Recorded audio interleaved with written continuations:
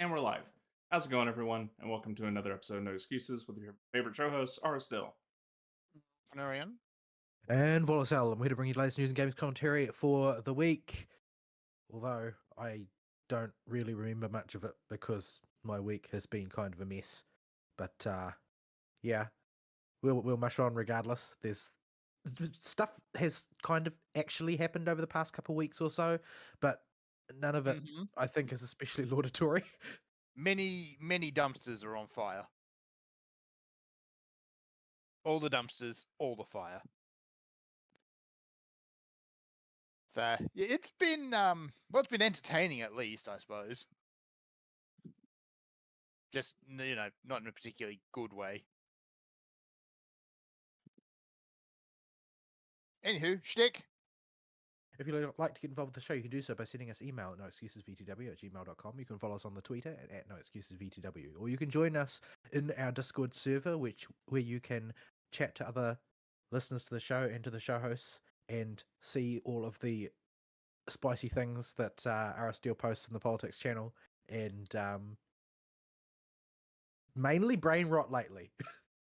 Brain rot's good. We need some good brain rot. I don't think we do. Like, it seems to me that I am more of a victim of brain rot than the average person.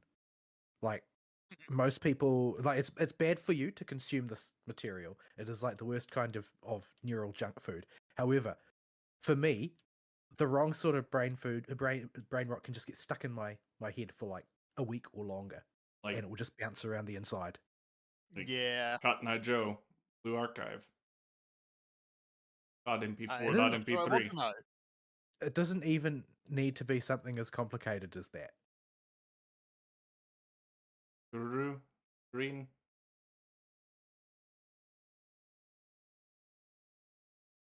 Right, so we're basically be any hen you mean from Star Rail. So Fern needs Whopper Flowers, so we're going to follow him around, help him get Whopper Flowers. Because, yay, they are the best piece of content this game has ever come out with. I hope you like farming Whopper Flowers. A surprising number of characters need the Whopper Flowers. Yeah. I really use the Whopper Flowers. So, yeah. Hopefully I can get a few of them and just push through, but for now, Whopper Flowers. Oh, this is a tall cliff. I did not look before I started climbing. And honestly, probably could have just teleported up to the top. Yeah. I don't know if I'm going to make it. Thankfully, you don't have to be on the ground to teleport. Yeah. All right. I guess we'll jump in and do some weeks then. And yeah, week has been interesting. It's been work hell. So yeah, last week I wasn't in because it was the third. The third of the big drunk cowboy weekends in town, which thankfully ended up being a bit less than the usual absolute chaos that it is. It's just, regular levels of chaos. Because the big event ended up being scheduled at the same time as other neighbouring towns had their big events. So, yeah, drunk cowboys were spread out a bit. Where is this flower? Oh, there it is. Rivet. There you go. I do have the camera. I can do a photo. It's not the good kind of photo, though, like you do. Come shuttlecock at it. Oh.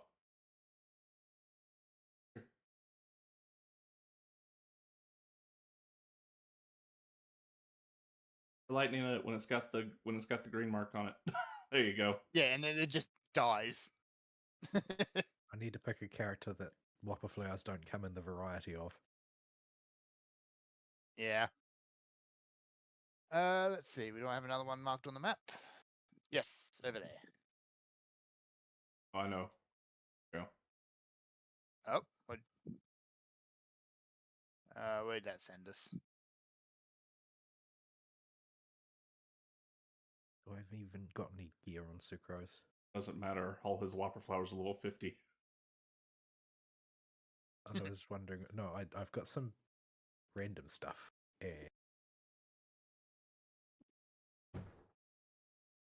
Well, that's not useful. Ooh. Random event? No. I mean, you. Why are you on the teleport point? Bag. Hilichel.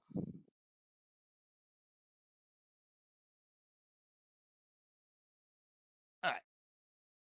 So yeah, thankfully that's all done. This week's been a bit more normal, but we do have troublemakers around town, and the last couple of days, there's one in particular who seems to be speedrunning his return to jail, so yay. Does he know that? What's that?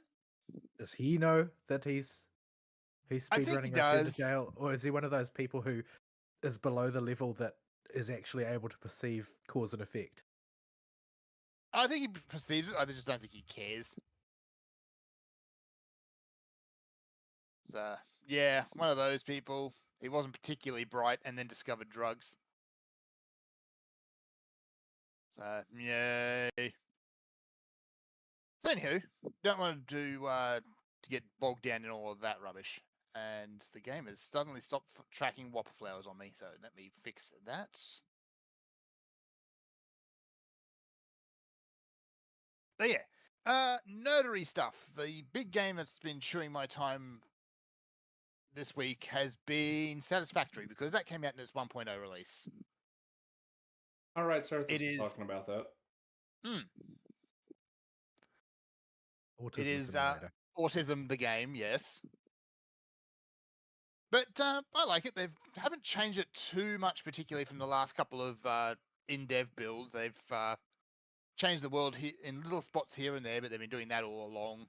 But they have put in the completion of the story, and they actually revamped it, so it's got an actual point now, other than corporate is just going to be greedy. Corporate is now going to be greedy, but they're supposedly doing it to save humanity.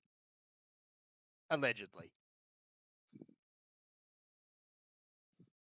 But beyond that, it's just a good, fun time. It is a factory game, but it isn't the most autistic one out there. It is actually very, very simple in a lot of ways. So it's just plug belt into machine, send item down belt, and then you start actually designing buildings and stuff like that. And they're suddenly you've just wasted an entire night just faffing about. So yeah, it's a good time.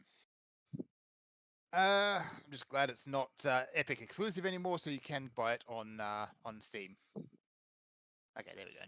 Now I'm tracking. Beyond that, I just did not feel like doing a whole lot of Final Fantasy except for the last couple of days. So, pushing into the conclusion of the Dawn Trail story, I've simultaneously, in the space of a couple of short hours, met best character and lost best character. Oh, Otis, you had so much potential to do something cool. He did. But he didn't. But he did. And then you will think about why he died and what he died for, and then it will make no sense at all. Oh no, you already by the time screw it, that's just spoils it. You already know this, but I guess Otis doesn't when he dies, is that Sphene can't die. He should know. He should know. But yeah, he does. He stops her from dying, but she can't die. She'll just jump to a new body, as she's been shown to do like 6 times the previous scene. Somebody could have said something, you know. Yeah. Like, it's not whether or not he knows. Everybody else in the party does know. Yeah. And nobody feels the need to say anything. So that whole thing, he's during the climax of that fight, like that whole sequence actually was really, really well done for the most part. As long as you don't think about things too much. But yeah, you're fighting the Thunderdog, and Otis is standing over Sphene. Where if he was standing over literally anybody else who was there, it would have made sense. It would have been fine. Guess what? We got another long cliff to climb. Because these stupid things never spawn in somewhere convenient. I'm just gonna So yeah, teleport and run. You guys can climb the cliff. could just teleport and run. So yeah, I really liked Otis. Like, I guess they were kind of wanted him to be a nod to Steiner, and in a lot of ways he was, but he wasn't. Wasn't Steiner. Yeah, Otis is probably what you'd get if Steiner took that giant metal rod out of his ass.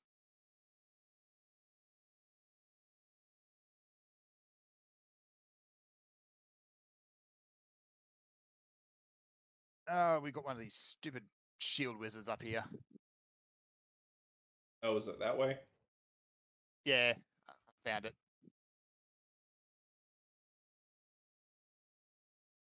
What I have that's good.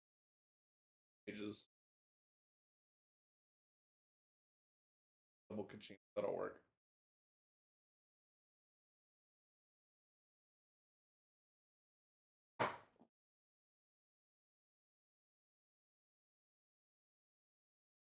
All right. That stupid wizard, get out of here. So yeah, I'm nearly to the end of that story, and I wish I could say I hate the story, but hate's really not the right word. You just don't care. Apathy is a good part of it. It's more just frustrating. Incredibly frustrating. Well, it's a story that, as far as I can tell, hinges entirely on the absolute mind-bending stupidity of everybody involved. Yes. And the thing that I find most annoying is, like, there's some really cool ideas for stories in there and stuff you could really explore and have fun with, but for the most part, it's like, no, we're not going to do that. We're just going to do something stupid. Well, if you're gonna do the stuff they tried to set up in the last third of the story, Bean and her crew, you need a whole expansion for that. You really do, yeah. Like, there is so much story there you could explore and go through and all of that, but it's just kind of squashed into the last chapter. That's just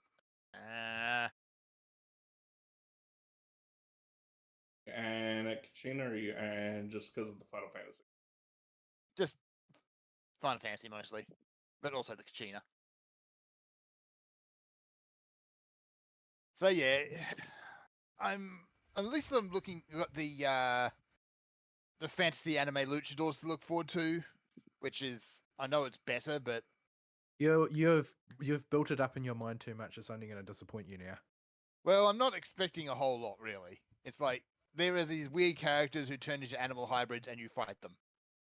That's basically all I'm expecting. Be my honeybee lovely. Honeybee Lovely has become such a meme as it is. YouTube insists on showing me variations of her theme song as well, which, stop it, YouTube. Where's the next one? Next one is it's in Liyue, and it's nowhere near a warp point. Guess this is my closest one. All right. So yeah, that's Final Fantasy. Next thing I've actually got here on my desk, a thing I'm actually going to try. And before I do, I have to ask Ari. You live near Atlanta. Do. Is Coca-Cola all right? The As in, the company. Well, the company's not, obviously. Like, there's a couple ways I could take that. The people there, I think, may have taken one too many blows to the head at this point, because they've come out with some weird flavors. My dad used to work directly for Coca-Cola. Like, that used to be his job. Now he works for some company that does stuff for banks. But he would bring home all the terrible ideas that Coke would hand out to all the employees to take home and sample. Considering what ends up on the shelves, I dread to what the terrible ideas they did not proceed with. Oh, I tasted some truly awful crap. Well, the one I have today is Oreo flavored Coke. Oh, good luck. I'm dreading this. Why does that exist? Try not to Exactly. vomit. That's what my thought was. Is like I saw it on the shelf there, and it's like, why? So, all right, let's try this horror abomination. So, Why does it? They don't send most of those to New Zealand, so I think that I should probably be glad of that. yeah, like usually we've gotten coffee Coke, we've gotten vanilla Coke, which I don't mind too much. Vanilla Coke's pretty Coffee common Coke over here. The vanilla Coke is one of the standards. Like we've got those as well. But that's coffee Coke was dreadful. The worst one I think though that I've tried is actually wasn't trying to be anything special. It was the stevia sweetened Coke. Oh yeah, the predecessor to Coke Zero. No, it came out after Coke Zero because they were trying to push a green image. Oh yeah. And the packaging was the same design as regular Coke, except that they replaced the characteristic red color with like vomit green. Oh, So unsurprisingly, nobody purchased any. I remember now. It all just sat in the supermarket, huge quantities of it. The fact that it tasted like arse didn't help either. Yeah, it did not. I know that they say it's sweetened with stevia, but sweetened is relative. Yeah, and stevia, I only need a teeny tiny little bit. All right. Oh, it doesn't matter how much you use; it still tastes like garbage. Yeah, it does. It tastes awful. It tastes chemically. You can use as much or as little as you want, and it'll still be vile. Yeah. All right. So this doesn't smell too bad, at least. All right. Clearly not trying hard enough. Oh, dear God. Oh, no. Why? Why would you do this to yourself? What does it taste like? Do you remember, actually, you would actually get them over there for all, Chico Babies. No, I don't know what you're referring to at all. They're basically a chocolate jelly baby. Doesn't sound very good. It tastes like... I don't... They're actually really good. They're awesome. I don't eat sweets generally. Yeah, so they're basically really anything about sweets. Chocolate jelly baby, and they are awesome. Although you can't call them Chico Babies because apparently that's racist now. Against who? Considering it was it's Aboriginal people who named them in the first place. Something can't be racist in a vacuum. It needs to be racist against something. Oh, Vol, you know better. Oh, hey. So, yeah, it tastes kind of like that, just the chocolate jelly baby with the gelatin and all. And it's just like,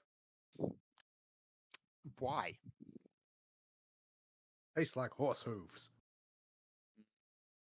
Tasty, tasty horse hooves. I was not watching what I was doing. I got spotted. So yeah, that's an abomination.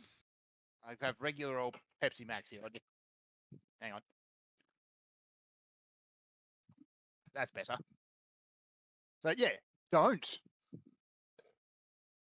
And if anyone has got someone who works at Coke, tell them to stop. Just stop. I actually picked up raspberry Coke a couple of weeks ago, just completely by accident, and that was okay. I guess it tasted like Coke with raspberries and just a healthy dash of cough syrup. Somebody gave me a can of that, and I put it in the cupboard and forgot about it. And the other day, I noticed a strange smell in my house, and it had just sort of ruptured of its own accord at some point. And one of my this was really, really mysterious, and I stood there for some time thinking about how it could be the case. But one of my bowls in my cupboard was full of raspberry Coke. Huh. Actually, I think it was raspberry vanilla Coke. And there was a pool of it underneath the can, but there was nothing in between them. Just moved itself? No, it must have shot up out of the can in an arc through the air into the bowl, and so it's only got dribbles around the can itself and only in the bowl, because I could see where it had dried up, so I could see where all the liquid had been, except that there was nothing in between the can and the bowl. But the bowl was filled with Coke. That's weird. Ah, the stupid thing moved. It was very strange. This one is... It's over near the Pyro Reg is fine. And I don't have a teleport point over there. So I'm going to go Liyue Harbour. So, yeah, I can still taste it. That's weird. That is really weird. You don't have the Pyro Registine teleport point? We need to fix that. Yeah, I know. We'll get it while I'm over there now. It'll be like one of your most common teleported points too in Liyue. Yeah, I've been there. I think I've been by it. I just didn't get it on the way past. So yeah, mind you, as much as we can rag on Coke for this, Pepsi's just as bad. Like we had lemon Pepsi not too long ago, which, provided it was fresh off the truck, was okay. We had a lime one. Oh yeah, I saw lime and just it was the taste was merely bad, but the smell was repugnant. Yeah. Yeah, the lemon was only good if you got it fresh off the truck. If it sat for any period of time, it would taste like dishwasher fluid.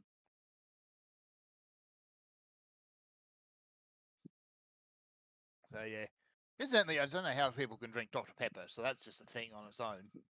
The people that like Dr. P are fanatical about it. Yeah, they treat it as sort of like a weird kind of patriotism thing in a lot of cases, because basically only Americans drink it. Nobody outside America actually likes it. Everybody outside of America thinks it tastes like fizzy cough syrup. Because it do. It do. Oh, go Baron Bunny. Baron Bunny? Sort of like Hell Beast. It's sort of like if you spike a creaming soda with Benadryl or something. Yeah. Careful, the Dr. P fans think them's fighting words. They have issues. They do. Baron Bunny.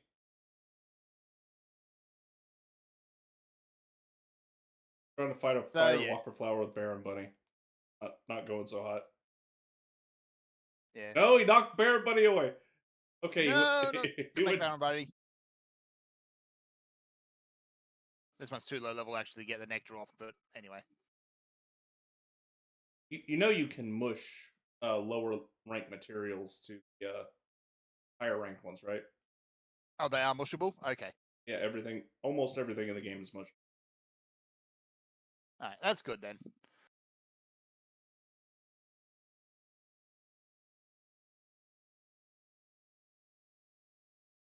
Baron Bunny. So yeah, beyond that, other stuff, nerdy stuff this week has been largely, probably more time than I'd like to admit, just keeping HoloLive on the back screen and just catching up on random weird stuff that's been going on over there. Did you watch Enrico? Enrico, I do not believe I did. It was basically all the Ian for 7 days straight. All of the Ian. Yeah, doing Minecraft. I've seen a couple of clips of that, but haven't sat down to watch any bulk of it. Apparently, Fauna started up her own casino / shop or something. I feel like Fauna was hard done by, and it's Kiara's fault. Isn't it usually? On day one, she mentioned that she wanted to start a store and be basically an NPC and run a store with a lottery and whatnot. But Kiara's first reaction was, "Oh, it's probably a scam," and she told everybody that it was a scam. And so the entire rest of Ian Recollection for Fauna was fending off accusations of having scammed people. She scammed no one. Yeah, she didn't scam anybody. Yeah. No, I fell into the trap of not paying attention while Shiori was on the other screen. don't do that. Because she already has this habit of saying things just completely at random that make you just go, hang on, what? Yeah, I get the feeling she's had an odd upbringing. Yes. Oh, hello. Are you being bullied? I'm being bullied by the lava churl.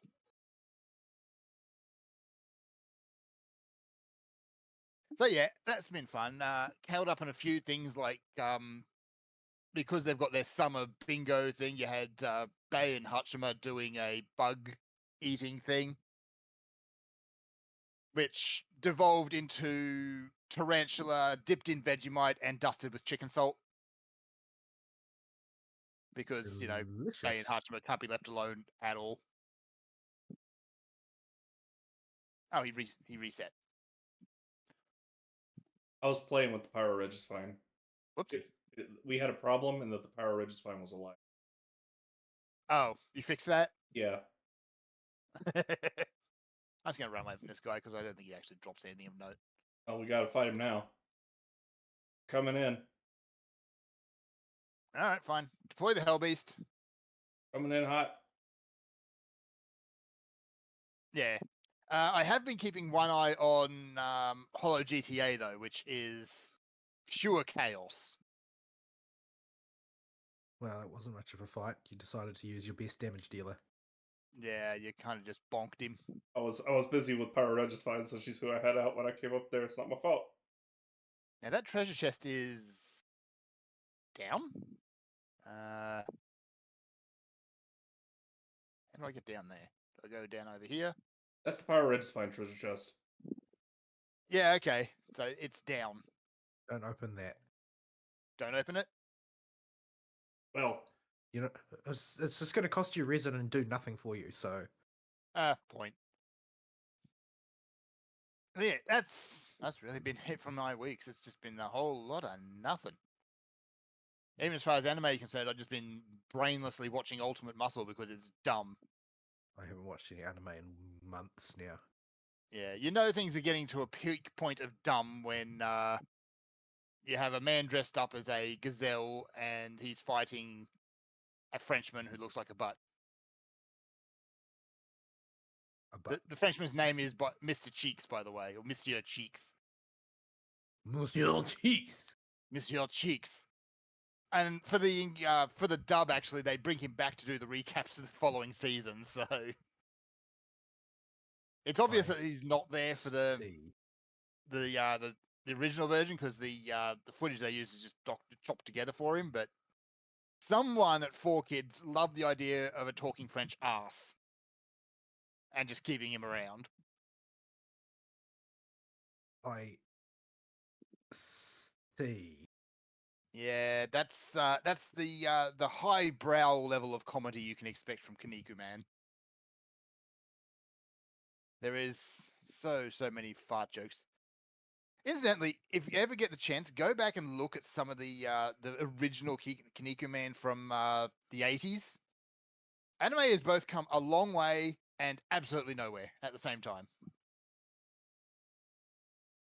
So yeah, the original was very, very rough, it was hand drawn in those days, and it was very, very, very strange. But at the same time, it's still just dumb and weird and potty mouth, I suppose. Oh, I don't have Twirly to break it.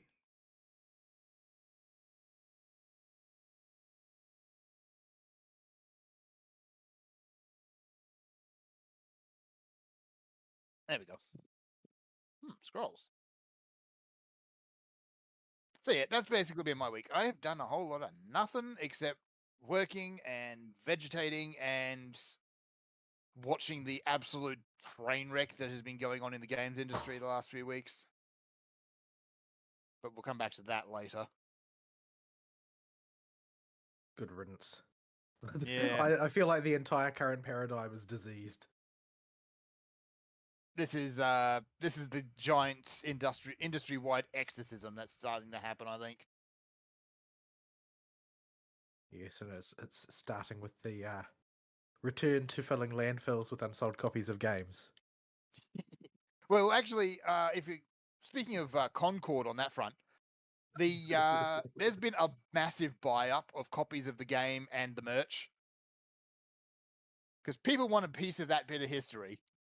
Do they, though? Or are they just trying to get onto the latest thing in the hope that for some reason it's going to suddenly become memorabilia at some point, as opposed to being It's already forgotten? happened. Actually, come to think of it, let me see. eBay. No, things don't already become memorabilia. Things aren't memorabilia until like 30 or 40 years have passed. This will just be like all of those other things that people said would have collector's value and don't. Yeah. Here we are. Let me see. eBay Concord PS5 disc version sealed, $750.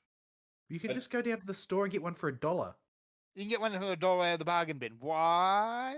There's a lot of them up here for 150, 180. It's just people who are hoping that 140. somebody's going to be dumb enough to spend money on it because there are lots of dumb people. It doesn't There mean it's are a lot worth of dumb anything. Yeah. Yeah, they might even have their buddies buying at that price and just trading money around. I mean, that's how the art market eBay works. do. No, that's how the art That is market how- literally works. Like, It is. nobody is actually under the impression that artwork is worth what people purchase it for.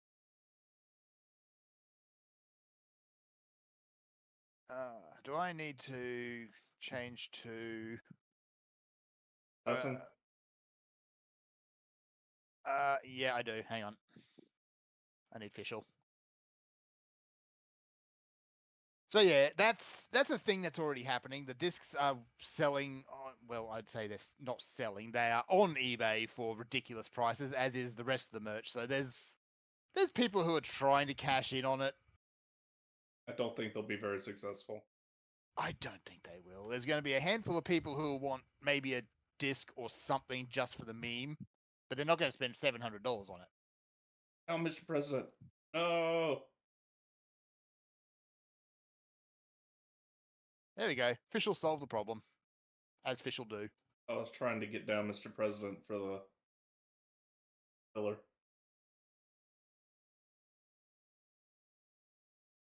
You burb. So yeah, and it's not the only game, although I think it's the only one of the massive flops that is actually doing any sort of movement along those lines. So yeah. Anywho, we'll come back to all that nonsense later. So, Vol, what's your week been like? What did I do this week? Time is getting difficult for me to perceive. It runs together in unpredictable ways.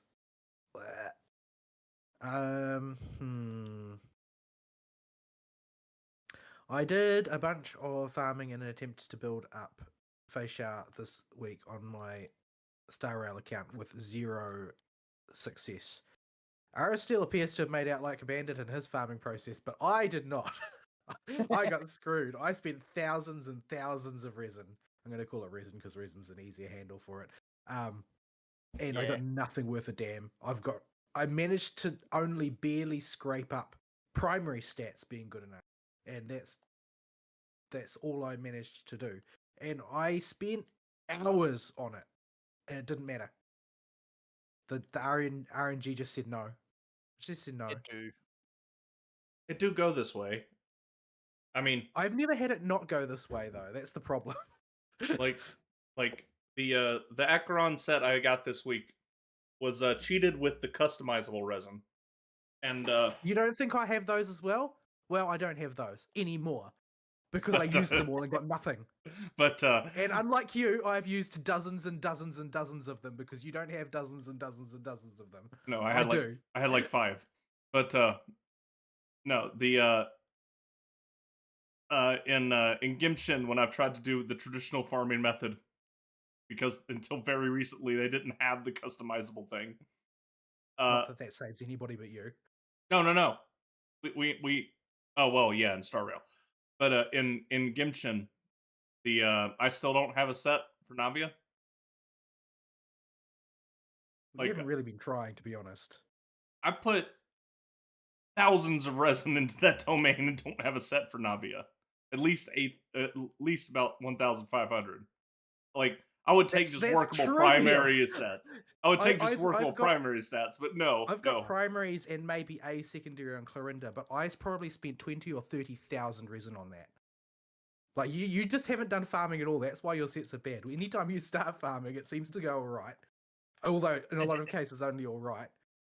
But yeah, like I put thousands and thousands of resin into this and didn't get anything, which means that I've got, across all of my characters, I've got about 3 pieces of gear that are actually any good, despite having played the game for nearly a year now. Yeah, why do you play gacha For some games? reason, I don't know. It seems like some sort of like expression of masochism. But just so you could say, "Oh, I got bad luck again." presumably, I'm funneling my good luck to someone in this world. Somebody's got to be on the other side of the seesaw. But yeah, it was totally miserable. I was extraordinarily frustrated by the end of the week, and I still hadn't managed to get anything.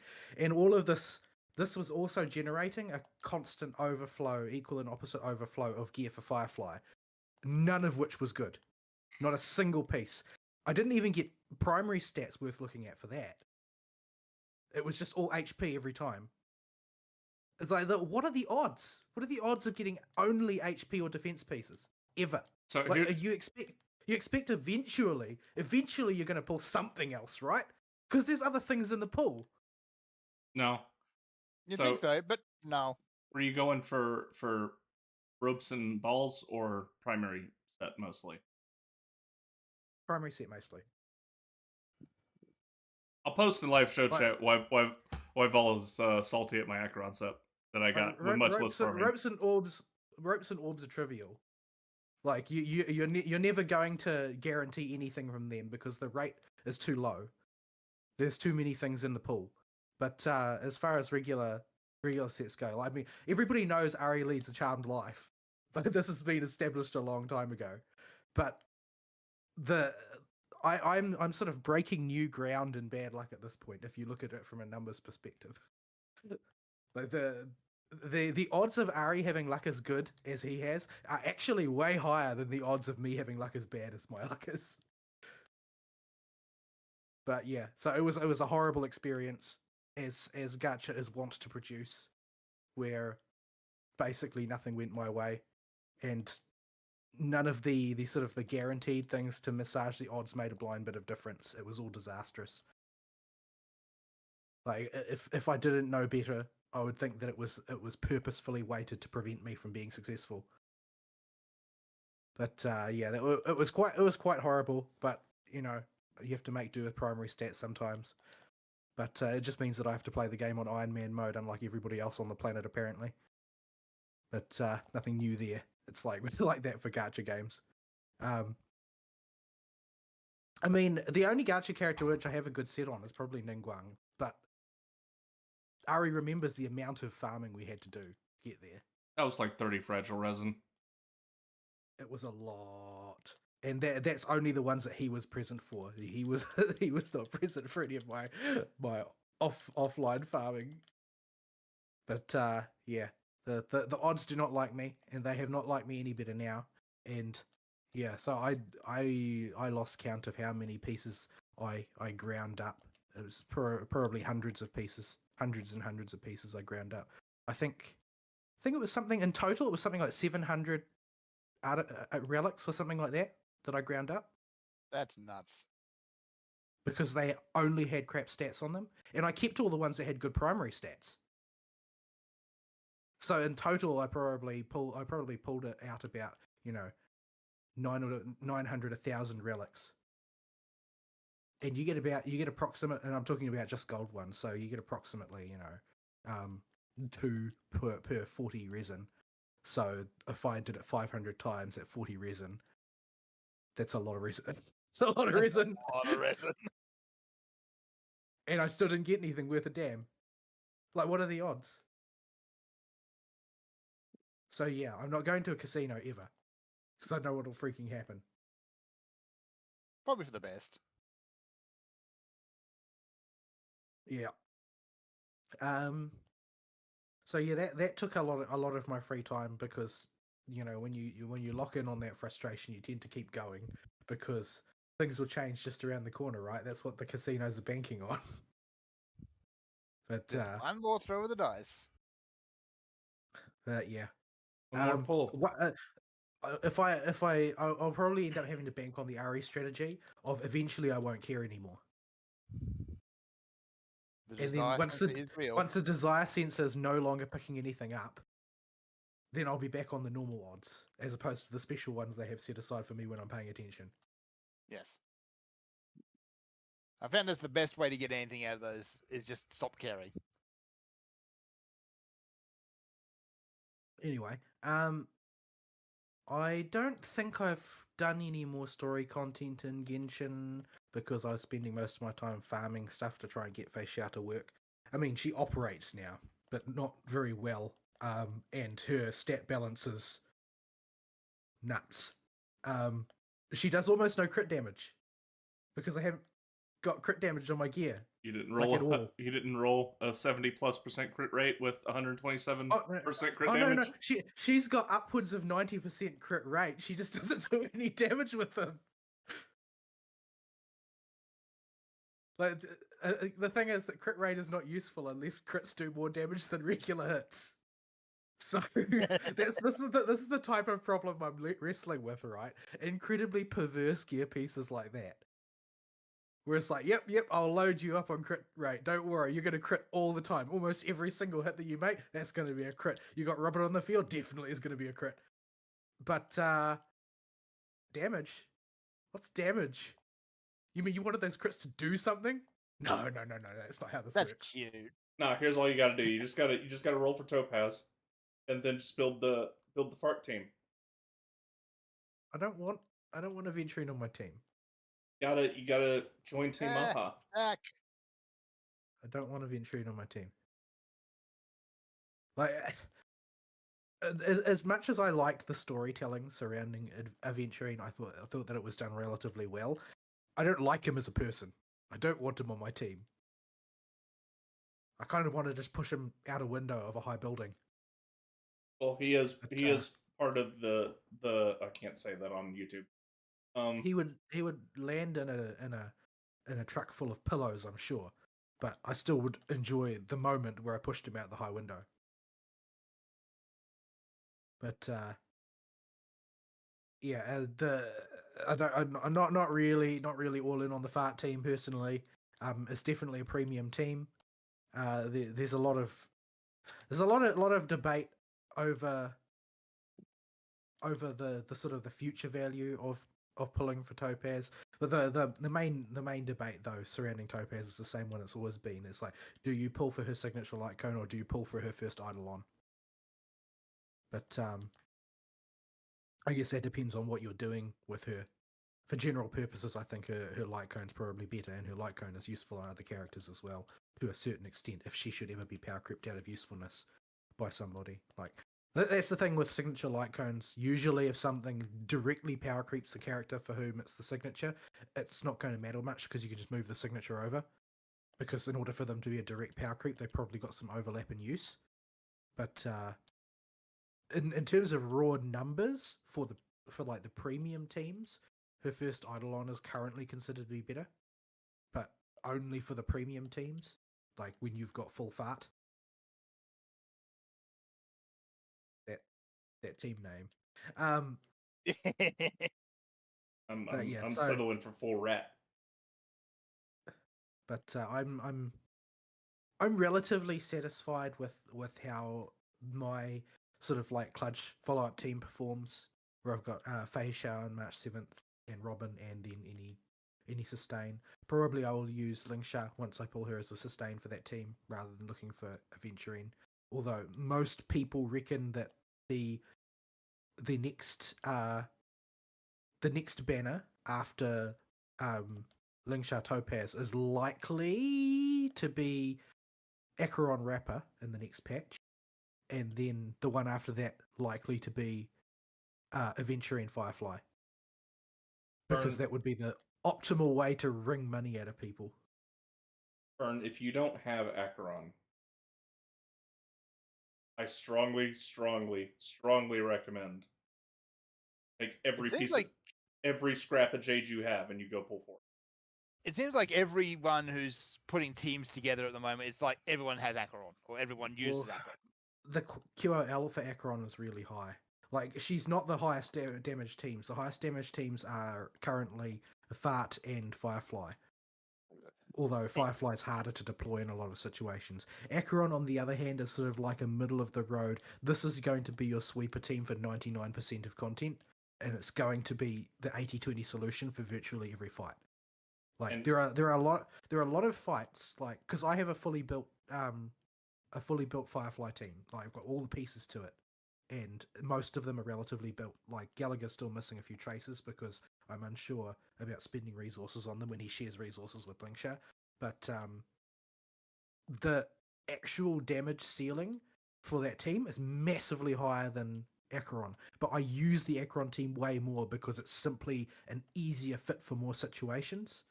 When you really, really, really need to absolutely wipe the floor with something, Firefly team is better. But for the vast majority of normal fight challenges, the Acheron team is just going to slot in and do the trick.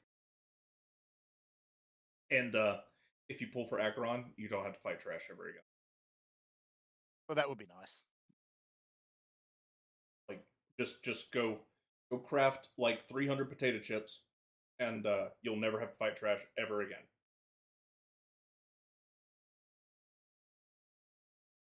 That I certainly felt, and I still feel, that was a mistake. Like, they should not have taken that arrow out of their quiver as far as area design is concerned.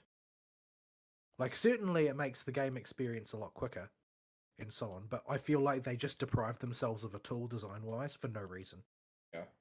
But well, there is a reason, and that reason is the big pile of money that you get when everybody feels that they have to have Acheron. But I don't agree with it. I will certainly use and abuse it, but I don't agree with it as a design decision. Yeah, the as a player, on the other hand, who is fairly I like Star Rail, but I'm not as into it as Vol is. When I'm having to go through and complete the areas with like the loop-de-loop floors and come back to them multiple days later, having Acheron to make sure there's no trash there is a very nice thing. Because if you get into a trash fight on any of the loop-de-loop floors on Penacony, good luck keeping your bearings. Yeah, I mean, Ari thinks Ari had issues. I didn't have Acheron because Acheron wasn't in the game, and Ari has tried to lead me to the entrance of Sunken Temple before. Yeah. Like, Penacony took me a long time. I'm here to tell you. Yeah. And there was a bug when it launched. I may have mentioned it on the show. That every time you made a transition from floor to wall, or wall to wall, or wall to ceiling, it would invert your camera. It would just toggle the invert. Yeah, that was in a patch note. The patch I started really playing, that they fixed that. Yeah, I remember it being fixed. But that's what it was like for me. I had no Acheron, I have no sense of direction, and the camera axis would toggle every time I did anything. Yeah, I would want to murder somebody if that happened. Yeah. It was not the easiest gaming experience of my life, but I mushed on. We got there in the end. I in fact might have It was hated not easy. Penacony if that was the case. I cannot stand my inverted camera, or my inverted camera being turned off. Well, it's not inverted all the time. It's only inverted half the time. I need my invert toggle stuck exactly where it is.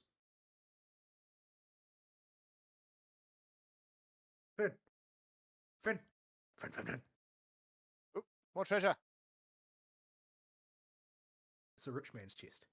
It is a rich man's chest. And now it's mine. Also bag. And chicken. Let's go, Twirly. Win. So yeah, anyway, I haven't actually tried to deploy my follow-up team in any in-game challenges yet. I'm pretty dubious about how it'll perform, considering how bad the gear is at present. But we'll just have to wait and see. My March 7th gear is okay. I prefer to use Musketeer of Wild Wheat for her, which means that farming it is sort of contraindicated by the fact that that gear falls out of Echoes of War as well. But and it's also paired with a gear set that is almost entirely useless because it's the pure healing set. Oh, and basically, there's nobody who wants to use that apart from maybe Bailu. You could get and away Natasha, with I guess. You could get away with it if you really wanted to bank on Wowo's talent. Maybe. Not really. Max HP Normally still you better wouldn't. for her. You normally wouldn't go that way. Normally, for like pure supports, which don't really have a combat facing purpose, most people will go for messenger traversing hacker space or disciple or something like that, like the HP set or the speed set or the both. I think right now. I think I've got two piece on one of my supports. I don't remember which one. I think Wowo right now is running 2-piece hackerspace and 2 Healy set because I've had to ration my farming. I'm still working on trace material. Yeah. Anyway, I don't know how well it will perform because the only place that I've really used it is Divergent Universe, and you're not going to get a very clear identification of what your real world team is capable of in Divergent Universe. No, you're because not. You will not be able to see the enemy because of the number of numbers that are on the screen. Divergent Universe's Dr. Ratio just saying, fill these requirements, and the boss will just instant delete itself.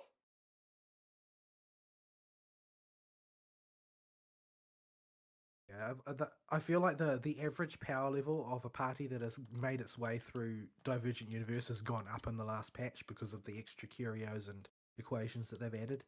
So, yeah, I'm going to have to jack it up a level, I think. But, yeah, we'll have to wait and see how that goes. Yeah, so I guess I'll take a crack at the current Pure Fiction just to see how it goes. Not because I actually think it's going to be a successful run through Pure Fiction, because Fei Xiao is sort of contraindicated for Pure Fiction by her design. But there are people who say that they've three-starred Pure Fiction in a single turn using Fart. I don't have Fart, but I'm curious as to see how it'll perform. Upper flower.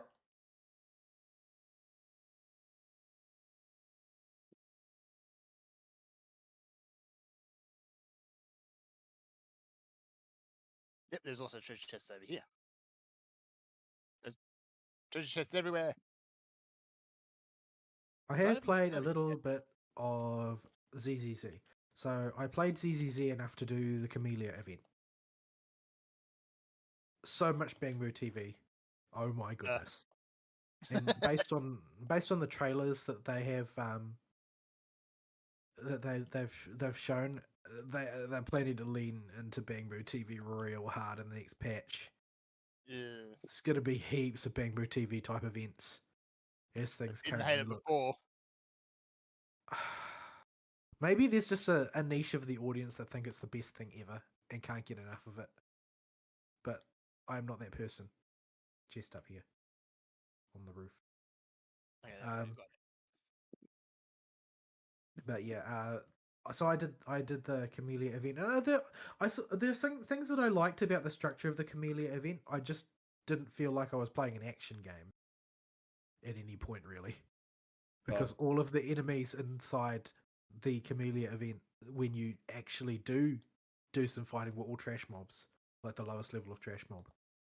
So really just time wasting. Yeah, it's just it was in there to make it a combat game. It was not in there to be an interesting combat experience.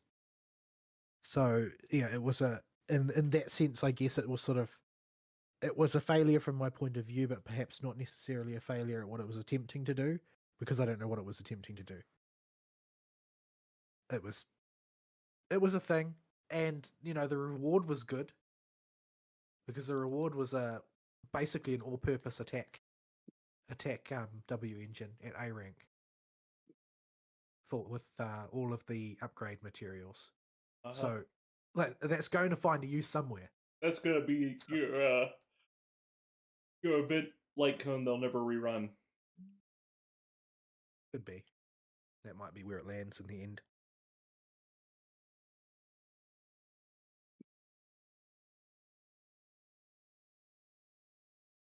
Get him. He got whopped. But yeah. So yeah, it was overall it was. I kind of liked it in a sort of like, but it's unremarkable kind of way. Mm-hmm. It was a thing. Like if it was more of a map for a more interesting type of experience, then I mean I would be happier with it. But I just kept thinking like there's nothing. Like there are some really complicated Bangbu TV puzzles. Like none of them. When I say really complicated, I mean like they've done various things with the format rather than that it was actually a genuinely hard puzzle to solve. There are a lot of situations where they've done sort of interesting things with it that I hadn't thought of until they showed what they were thinking. But this wasn't one of those events. The Bangbu TV here was just basically a map, and it just felt to me like they didn't do anything that they couldn't have done with a proper explorable environment. It was like you could have just put in a little bit more effort and rendered this in a sort of like a third person in character format, and that would have been just fine. You didn't have to do Bangbu TV for this. Like I think that there's a middle ground that they can find where they haven't completely wedded themselves to this sort of limiting system of organizing their combat. But yeah, I mean, it is what it is. But and I didn't hate it, but it was like, well, this is. I can see how this could have been better or more engaging or more interesting than it actually turned out to be as a result of, the limitations of the format that they've chosen.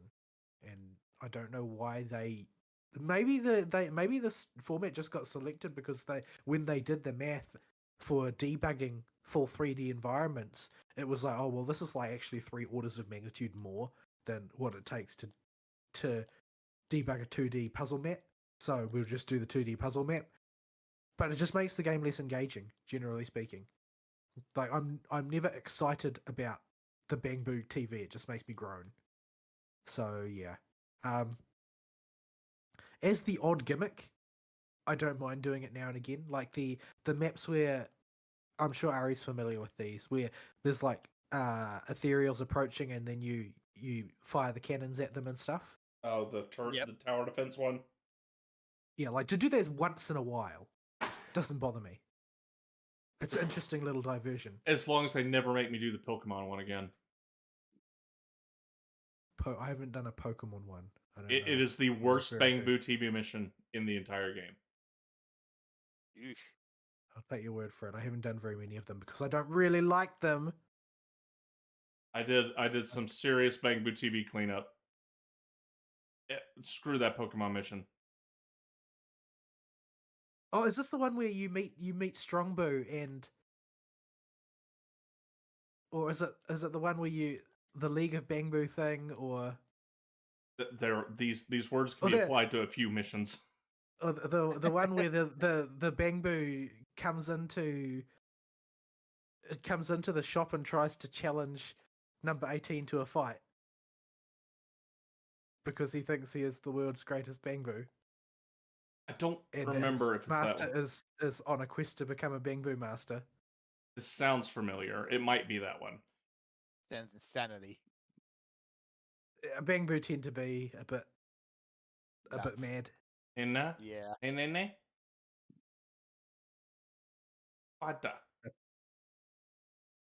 What? Yeah. The only thing madder than Bang Boo as Grace, having just seen a Bang Boo. But I did her character story finally. yeah, I did that this week as well. She's something else. She's got shoes. No, she took them off at the end. And then she put them right back on. Well, I guess. But yeah, that was also a thing. I did that story. I did Nekomata's story as well. I like Nekomata's story. Nekomata's story was a bit daft in a lot of ways, but it was the sort of story that I expect out of the Cunning Hares, I guess. I did Coletta's story, which is okay, not really very remarkable, but in character if nothing else. And I did Lycaon's as well, which was Lycaon's story. that was a It thing. was great. It was great, especially if you're an official fan. I love that he has to pretend for the whole quest line he doesn't know what Junie speak is.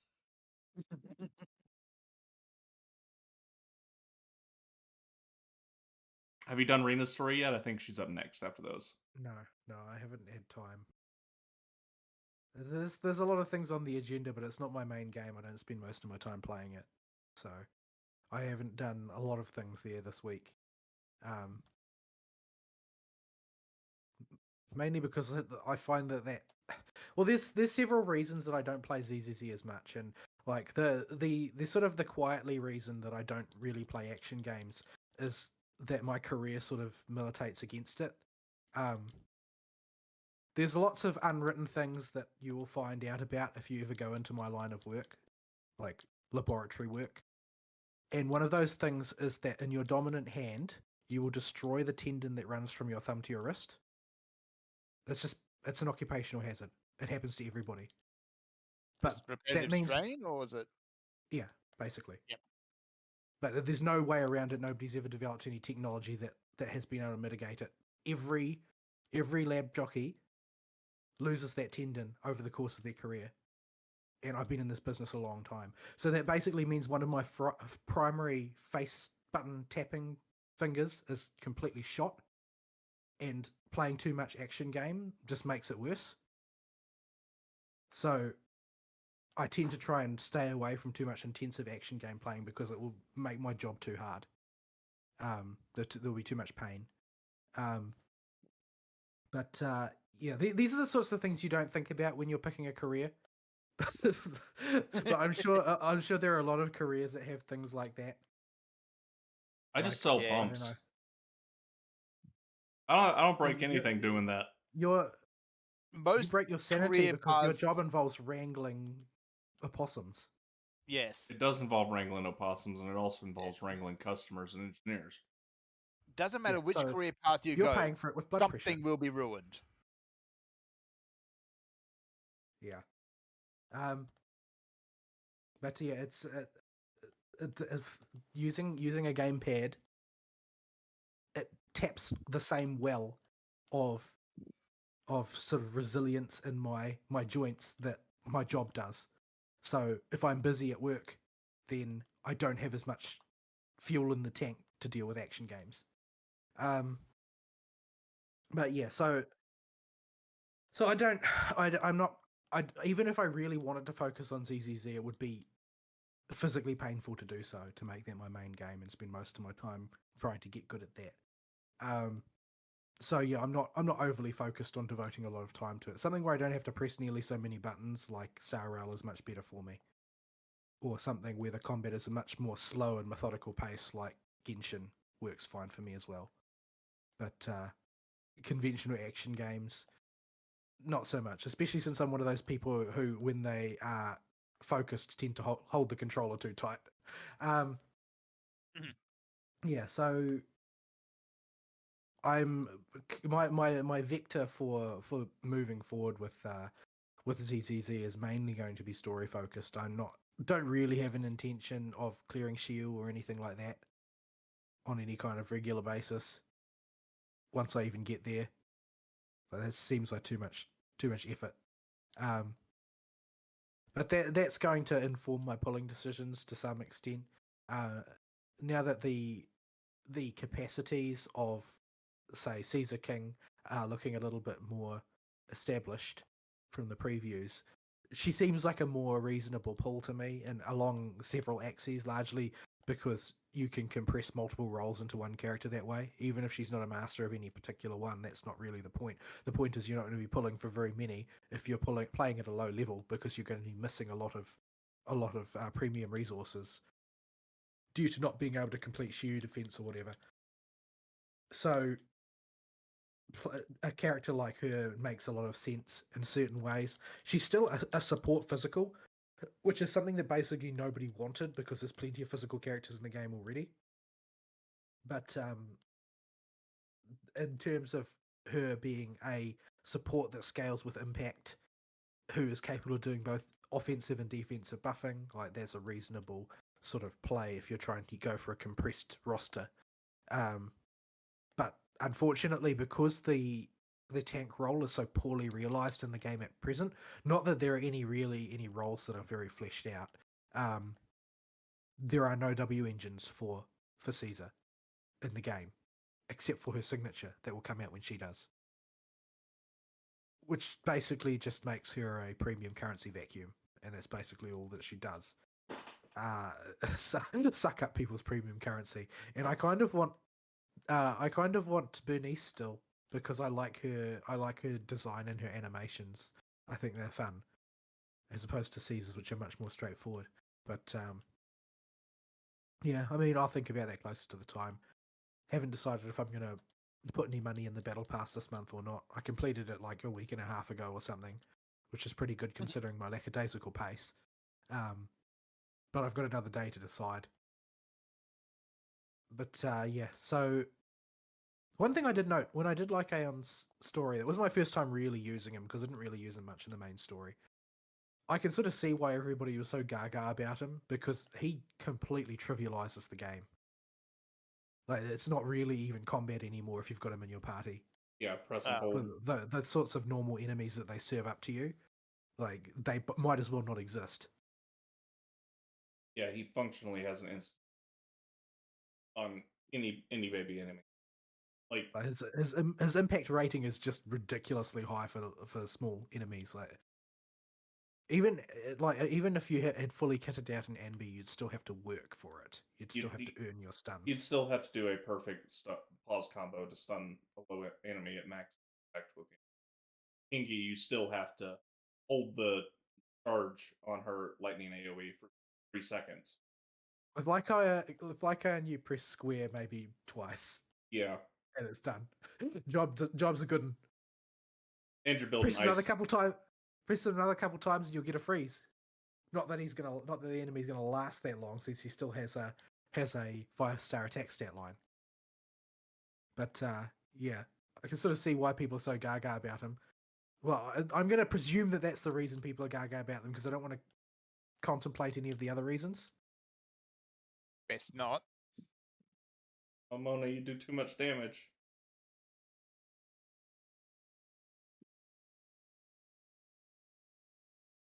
Fired.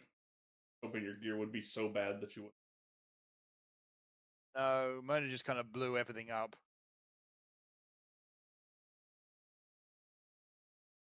Yeah, so I don't know what the pulling plans are going to look like there. I've got like over 20,000 polychrome now, so I can at least hit a 50-50 on something. But yeah, we'll have to wait and see how that goes. I haven't pulled on any of the premium banners yet, so that basically that seems to be the logic that a lot of people are going with for casual advice right now. Is if you aren't already building a roster of specialists, having been playing to get Ellen or Qingyi or Zhujuan, or being Aristil who just gets everything. I have had remarkable luck in season, even for me.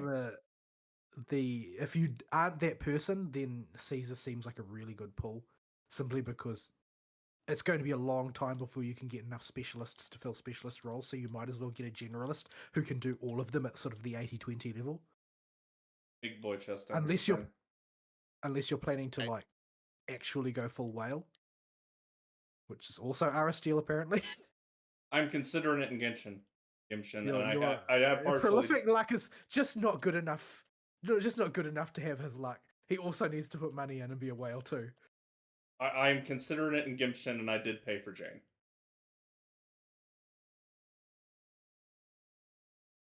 Yeah, I mean, it's on the table for me in Star Rail because I like that game so much. But there's still like characters that I'm not really interested in. Characters that remain to prove that it's worth my while. But yeah, I've got because I'm able to do in-game modes to sort of like the 90% level in that one. I've got a little bit more gauge to play with than I do of Polychrome or Primogems. So yeah, I still haven't attempted Imaginarium Theatre or anything. I haven't attempted Spiral Abyss, largely because I don't think that I can handle the damage output of those places. Like, even if I could theoretically, mathematically kill things, it's too frustrating doing that sort of stuff with my main 4-star DPS Ningguang, because for some reason she dies in one hit from basically anything. It's very frustrating. But yeah, that's just the way it is. The game is designed to make people spend money on it. That's the whole point. That's how they make their money. So it's not really anything surprising about that per se. But yeah. Did I do any other bits and pieces there? I can't think of any. Didn't play any Final Fantasy. Have totally fallen off the Final Fantasy train. Have not been logging in to do the raids either for weeks now. You logged in to save your house today? Yes, I did this morning. I logged in for less than 30 seconds. I literally logged in, clicked on my door. As soon as the house loaded up, I logged out again. Come on, Squeenix, I just fixed it, please. It's I don't know. And I'm still going through this sort of experience of being passively gaslit by the entire community that are shilling for Wuk LMAO and her story. Is it the community at large, or is it just Twitter? I've totally tuned. I'm saying community with quote marks and a capital C. And a good slathering of condescension. The people who would refer to themselves as the community, unironically. Ah, yes, those people.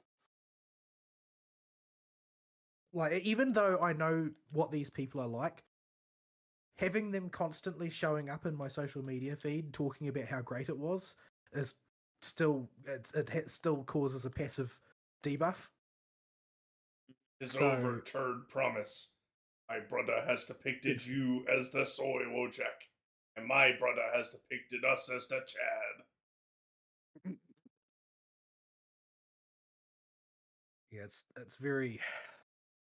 Even Bakul Jar Jar, the story is like, and like I said earlier, it's incredibly frustrating. Like, even a lot of the stuff that they did do, a couple of little tweaks here and there, and it would have been way better.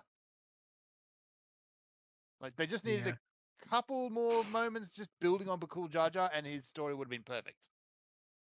Well, they just need to not pull Snidely Whiplash if that's where they were going with him, but no. Well, his it's more that his heel face turn is kind of sudden. It's not sudden. It's plastic. Like, it does not feel like a person has gone through any kind of real change of art. It's like, oh well, we just want you to believe he was actually secretly a good person all along. He just given the chance to show it.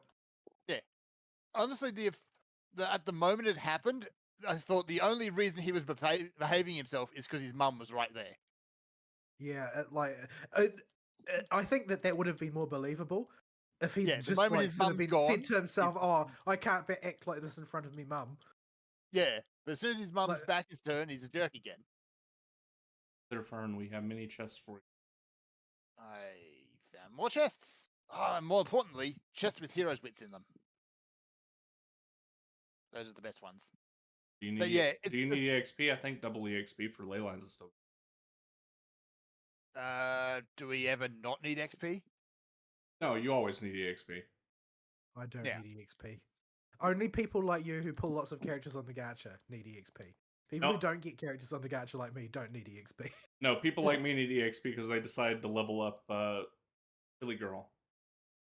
Boba. I just built a team, so all my XP's gone poof.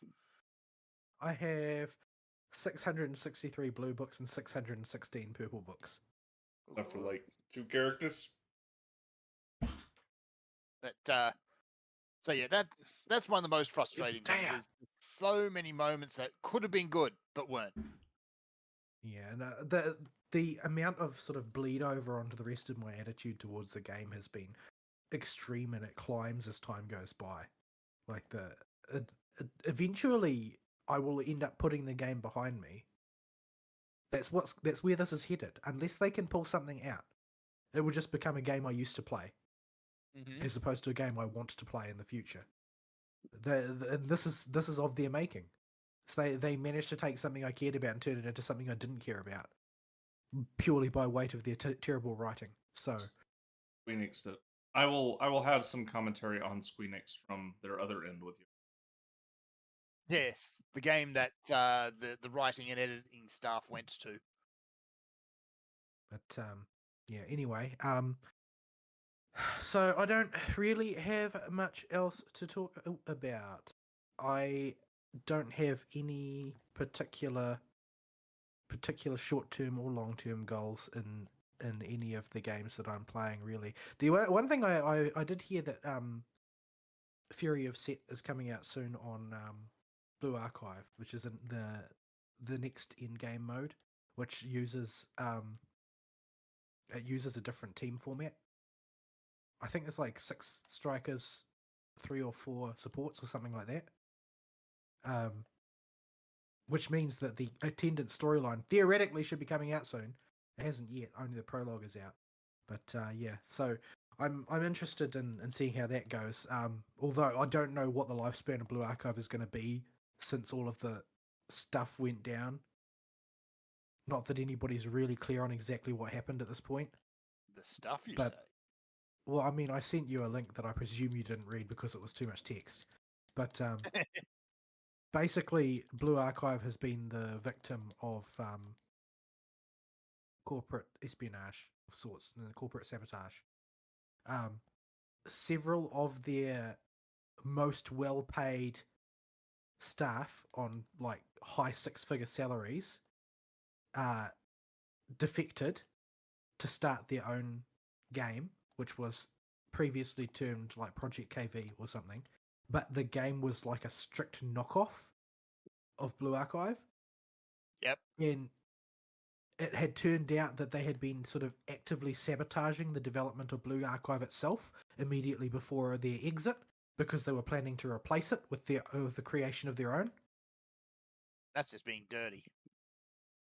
So yeah, that's why apparently there's sort of like a major disconnect in the story, and it goes all Dawn Trail in one of the later chapters, and it was really poorly received because nobody could understand why it was suddenly all bad, and it turns out that it was that those really high level staff had been influencing it such that they were just pulling resources away from the things that were making Blue Archive popular because they wanted their game to be able to displace it. Yep. So the whole project has been actively sabotaged. They've lost some of their main artists. They've lost some of their main writers. They're basically the only staff that were untouched by it were the sort of like the raw coders. So yeah, it's kind of a big mess right now, and I don't know if they'll be able to right the ship in time for global server catching up. They haven't announced anything about wanting to shut the project down, but yeah, it was a mess. The competing project, Project KV, has closed. It's not in development anymore, and that was because the investors that they were courting to financially back the thing, when they inspected what had been done, they found out that there basically wasn't anything, because the only people that they had on their team were those high-level people who weren't used to actually doing the work. Oh, well, that's intelligent.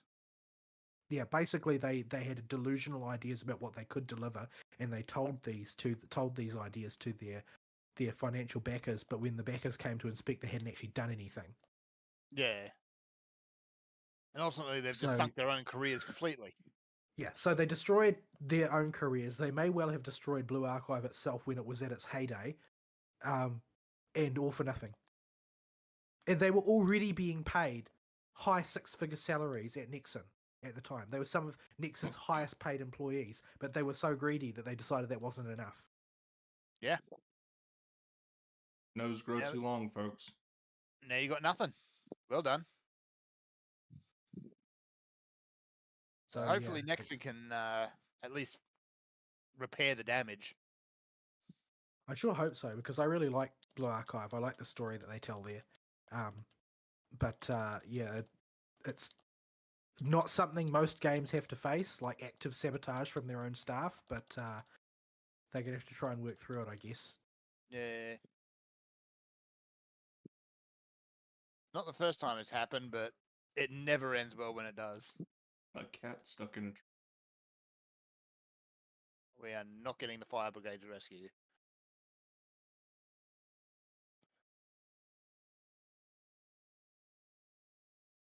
Right. So, We should take a break. we should. Here is the break screen, folks. We will be right back.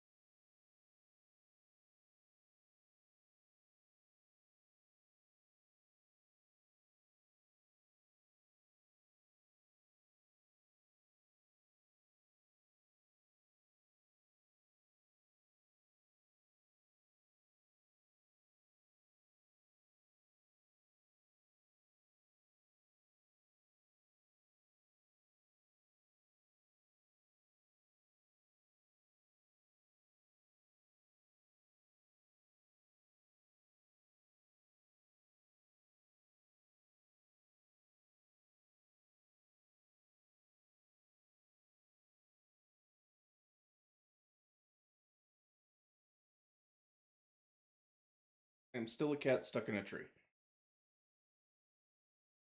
You can just Is stay that right. actually a thing?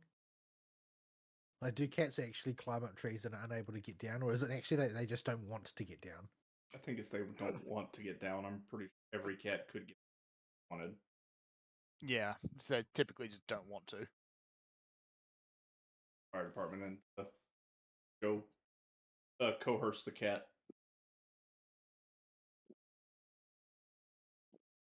I mean, I did have a flatmate who had a cat that got stuck in a tree, and I think it was sort of like pseudo stuck. Like, it was definitely not going to come down on its own. But the reason was that it had gotten a plastic shopping bag stuck in its collar, and it Oh. perceived this as something chasing it. And Yep. so, in a state of perpetually being afraid of being chased, it was up the tree, except that the plastic bag was still with it. And so it was very confused and didn't know what to do, and was too afraid to come down.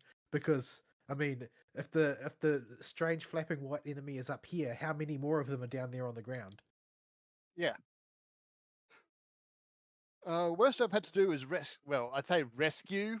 More like evict a cat from on top of the roof because got up onto a corrugated iron roof and then got a bad case of the zoomies.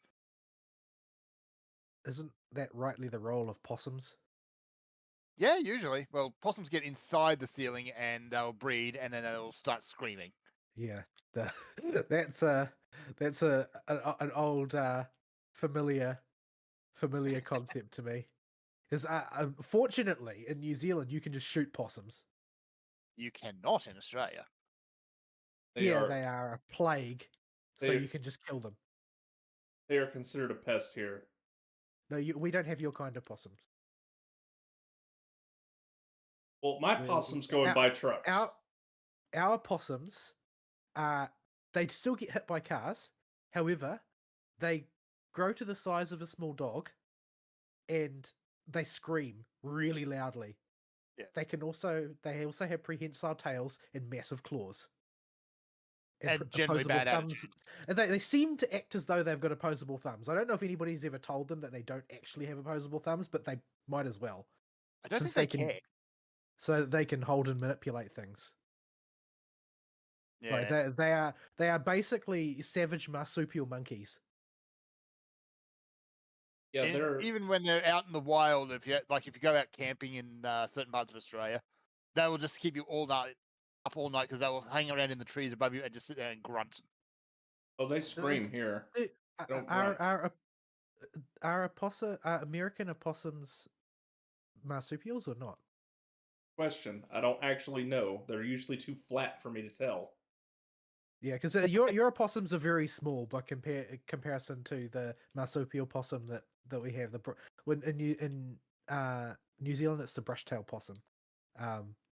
They are big and heavy and angry, and they're sort of very bulky. They don't look like rats the way an American one does. They're like big, stocky creatures that can hang off things by their tail. Which is they actually make incredibly good pets when they're young. You're only allowed to keep them as pets in Australia, I'm pretty sure. Although I'm pretty sure that doesn't stop people. But they make incredibly good pets when they're young because by nature, provided that you get them when they're young, and the normal way that you acquire a pet possum in New Zealand is you shoot the mother, and then you find it's got a joey that's just barely old enough to survive on its own. Oh, they'll just rescue it from the side of the road. Is it still called a joey? I think it is actually for a possum, yeah. Yeah. And then you raise up the baby, and it will become just as attached to you as it would be to its mother, and so it will loyally follow you everywhere. It will climb you. Be careful. Like most, yeah, and it will definitely try and climb you, given half a chance. So you'll be walking along, and it will follow you wherever you're going, and the second you stop, it will just keep going, and it will climb up your leg and up your body and onto your shoulder. But they are not. They, like most marsupials, they are not particularly intelligent in sort of like fundamental ways. Like they have the sort of intelligence required to get food, but if you run in a circle, even a small circle, it will just follow you in a circle. It won't cut across the circle to catch you. It won't understand that. It only understands follow. It doesn't understand, oh, well, I can achieve the goal easier by doing this different thing. It will just attempt to achieve the goal by following you. There's some people I know that can't. Yeah. Yeah, so, but they are very, if you can get them out of the scream for milk stage, they become very good pets. I don't know if they remain very good pets when they grow up, because usually the neighborhood cats will get them before that happens, because they are quite independent once they reach sort of adolescent.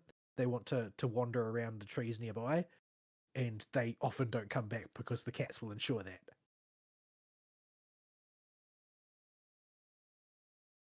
How did we get on this topic? I don't know. Possums. Anywho. Or are we on weeks? We were on weeks. I'm done. All right. Well, we'll pivot to my weeks, and I don't have very much in terms of raw, different stuff to talk about. This isn't a last week where I've got a ton of story stuff to talk about in any games. So I guess we'll start with Voivol's gear molding is more moldy than normal. I sent him a little screenshot I made of just a collage of all the pieces of gear that I got when I was doing my gear farming for Acheron. Because I figured That is to say, he basically got best in slot for everything. it is very good. The only piece that could really stand to be upgraded is the ball. Balls are a nightmare for everybody, though. It's that piece in the Genshin game, right? That piece, you know, that Yeah, the one that has all the elements on it. yeah, it's your goblet. So I threw some custom resin, got a lightning ball of the right set, and just I gave up and just took what it gave me. But the rest of it, we're looking at a solid 70+% crit rate, solid 121.1% crit damage, a decent attack percent everywhere, over 135 speed, about as good as you could get. And so, yeah, my Acheron is now set for being a carry for in-game content, to be able to do a little bit of it, to scoop a few more Jade here and there when I feel like logging on and doing on the in-game stuff. And this was the If you've point got behind it. one really good team, you can usually get 3 out of 4 stages in Pure Fiction. You could get like 11 out of 12 in Memory of Chaos, like, because the threshold for a pass does not require perfect success usually. If you can get one team that absolutely romper stomps the opponent and the other one just sort of like does their best, you can usually get a good amount of credit out of that alone. You don't actually need to stomp both bosses in the boss mode or whatever. Like, it will tally up the damage that you did and give you points for that. Yeah. So as long as one of them can ruffle stomp it, that's good. So I figured having one good built damage carry while I still work on my my equivalent to the fart team will be pretty good for in the interim. I am still planning on rolling on Topaz and going for a light cone, because the light cone will let her be splashable into a few other teams as a fire damage slot filler if absolutely necessary. And get the light cone is more future proof than Topaz herself. So I figure the argument in favor of her Eidolon is mainly for people who are using fart. And by that I mean, like, if you tally up the damage output of fart, the total damage coming from Topaz herself is so low that it's better to just get the team buffs that her Eidolon would give. Yeah, because the reason I'm so gung-ho for pulling for Topaz right now is my cobbled together rat team. It's going to be missing the at, so the A and in this, because I don't have it venturing, and I'm still not 100% sure I'm going to roll on him, but I do need another. He has a penis. He does. You have to remember that. He does. He's a blonde, but I'm pretty sure you don't swing that way. No, I don't. But he does have funny poker chips. But yeah, so I do need another sustain because Bailu just ain't cutting the mustard. Cannot get her to keep working. I've just now started to idle on her. But yeah, that's I guess you're not going to have the resources to pull for Lingsha at the time either. no, it's I would have to get stupidly lucky to have Lingsha sub in for the sustain on that team. And most of the options are going to be most of the other options are going to be penis ones, I think. Although there are still people who can use Lynx in game. Yeah, because Lynx is better than Bailu in most situations. Yeah, and I like Wowo, but I can only have one Wowo. So in 2-team scenarios, I'm kind of stuffed. Yeah, I generally preferred preservation, so I use Fushuan for most things, which is if you're going to go the preservation route, it's sort of a higher risk thing because you don't have any way of necessarily getting the health back. You just need to slow it down, so you put yourself on a timer. But she's got the advantage of her cleanse method. While it's not as reliable as Huohuo's, it stops the incoming debuff from hitting as opposed to cleansing it. Yeah, Wowo is basically they get perfect resist for one incoming debuff per use of her ult, basically. I see. Yeah, Wowo is you just don't have to worry about debuffs ever. Debuffs are not an issue. Well, I mean, you don't have to worry about debuffs generally, but if there's a mechanic which depends on the debuff landing, that can still cause a problem because it lands before it gets cleansed. Yeah. So there are a few holes with Wowo there, but generally speaking, Wowo cleanses so much when she's got her tokens that Huohuo is generally regarded as the abundance equivalent of Fushuan in that she just slots for every team to do the role, even if the synergy is weak. Yeah. And right now, I'm using Robin's signature light cone and on Robin. And well, who else would you use it on? Because nobody else can use it. And this means after she sings, I have to start the energy gen up again. It puts itself on hold for a few attacks. And to make up the difference, Wowo can just battery her. So that's always nice. But I want Topaz on the team. Topaz is absolutely necessary because her and Numby just do many. Numby is necessary. Yeah. Topaz is just an accessory. Yeah, Topaz is there to come along for the ride. Topaz is like the official in this relationship because Numby just does so many dang attacks that Yes. he can abuse any of the follow-up crap that you have synergized on the team and abuse Robin so that Robin can do all the work. All power to the Stonks pig. Yeah, so that's where the power of Team Rat comes from. Is it's just Stonks. Yeah. Stonk Strutter is how that goes. So that's Star Rail. It's in a holding pattern mostly. That was just me logging on and doing a whole bunch of crafting. When holding patterns are going to be a regular appearance on your schedule, I mean the JRPG is definitely the right genre. Yeah. ZZZ has also functionally entered a holding pattern. I've been very tempted to blow what little I have on Jane's signature what you call it? W engine. Yeah, W engine. Just because I'm doubled down at this point. I've already spent money on her. Why not go for it? But this is the trick, right? This is why there's that 99-cent thing that appears at the when you open the shop. I know. It's how they get you, man. They get you. That's how they get you. But regardless of what bad financial decisions I decide to make in ZZZ, I'm pretty much gonna have to sit out Caesar Bernice and probably part of the next patch as well, because I just won't have the resource to pull for anything. But it doesn't really bother me that much because I don't have the time or battery juice to level up the characters I got right now. Because it just takes an absurd amount of resources to get a character anywhere near capped out in that game.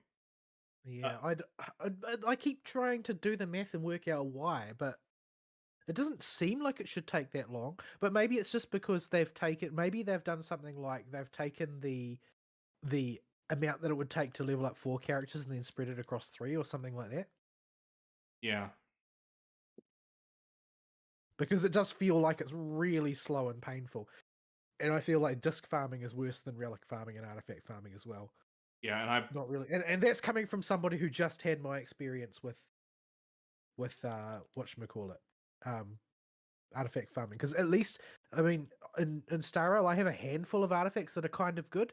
Like I do actually have 1 or 2 good pieces on my Acheron, but in ZZZ, I think I've pulled maybe 2 discs ever that are actually sort of semi-useful. Yeah, we're lucky if we're living in primary stat land on my characters right now. I have never gotten a gold disc that has impact on it. It's never happened before. Oh, I craft the impact discs. The thing is, I don't see how anybody has any choice. But that means that unlike the other games where it's just the goblet slot, right? Or the orb slot. This one, there are 2. Yeah, there's the 6 slot and the 4 slot, and both of them are going to kick you in the nuts. So yeah, that's ZZZ. ZZZ has functionally entered a holding pattern. I could go ham and probably find a way to cobble my way through to at least pass the Shinryu defense stuff if I wanted to with the roster I got.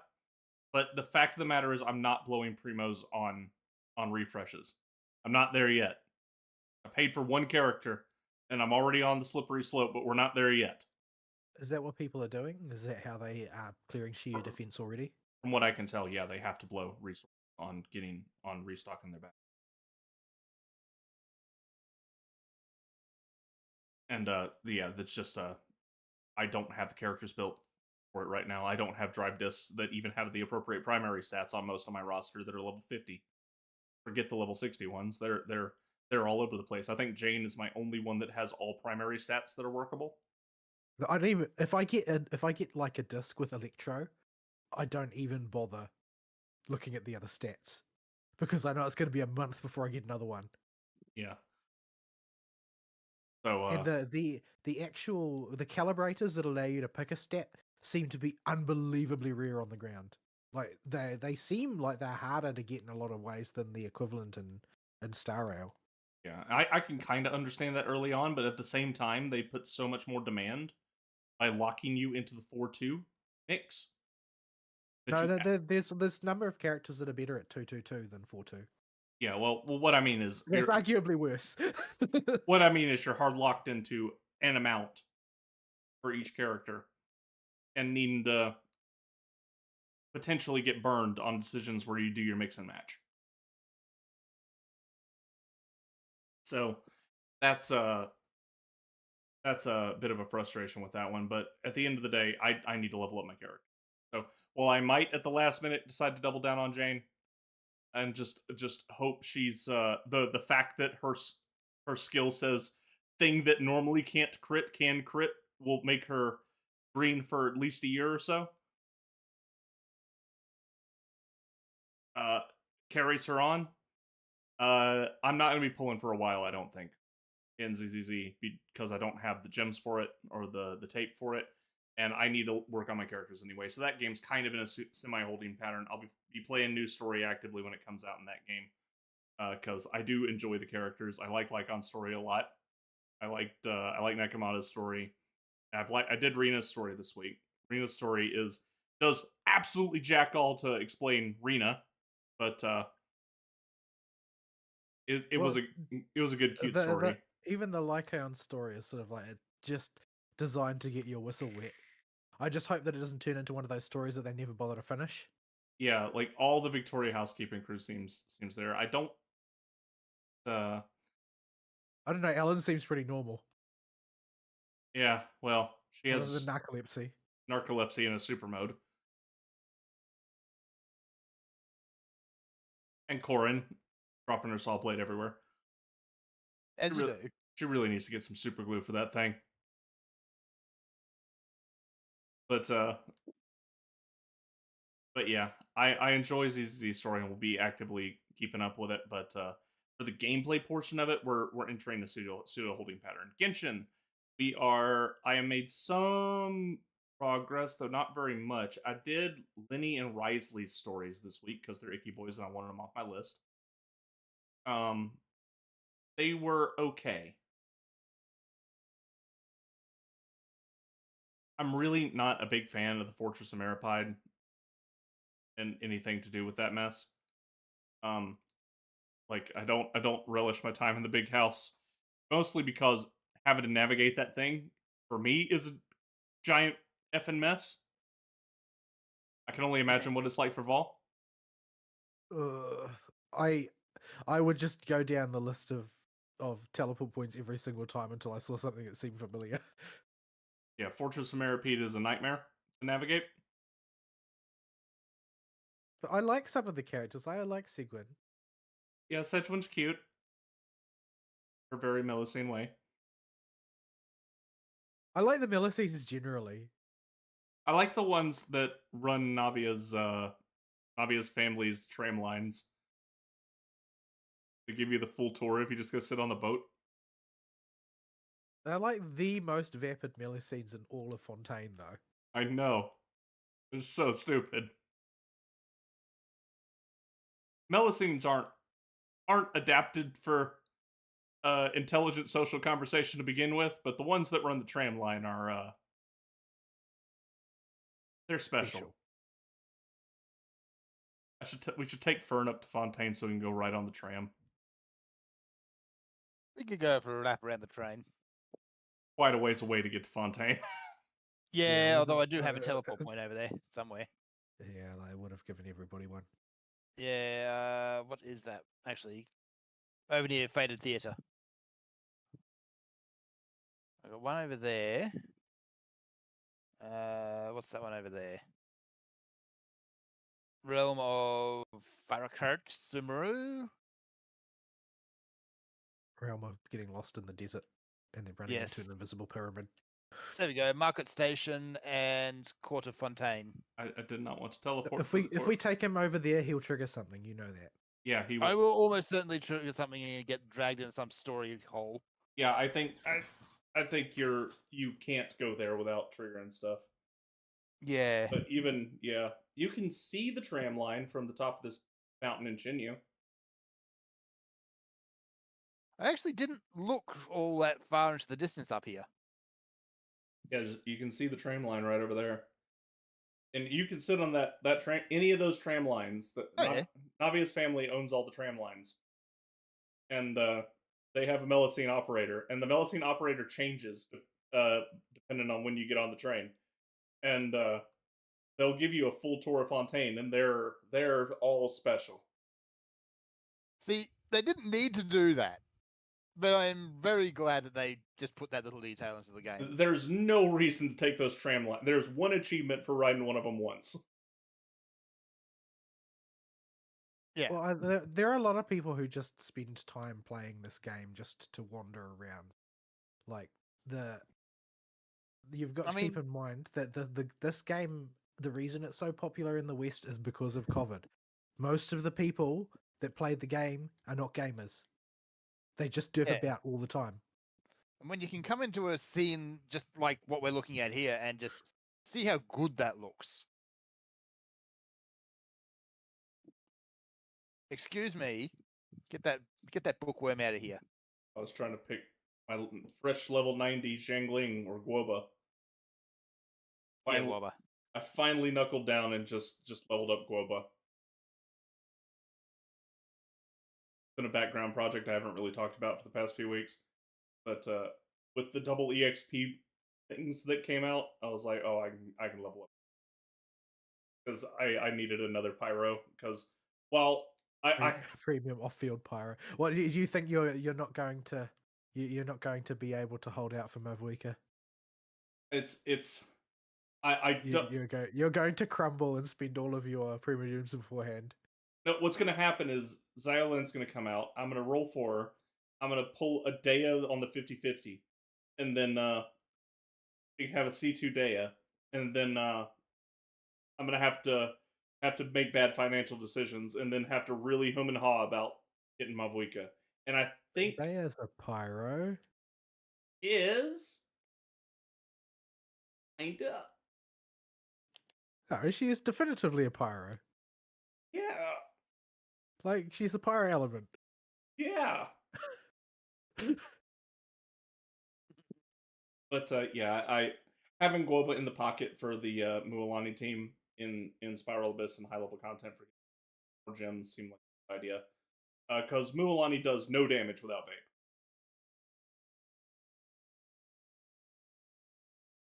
Like my Navia out damages her by a factor of 3 without vape. With Bennett. Yeah. With vape, Mualani barely beats out my Navia. But without vape, not so much. I somehow started a puzzle. No, I did that down the bottom. Oh, well,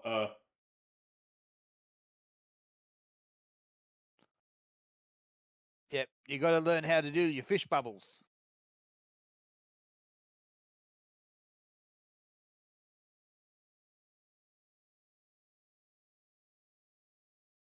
Incidentally, there's no Culises here. Instead, there are skyfish.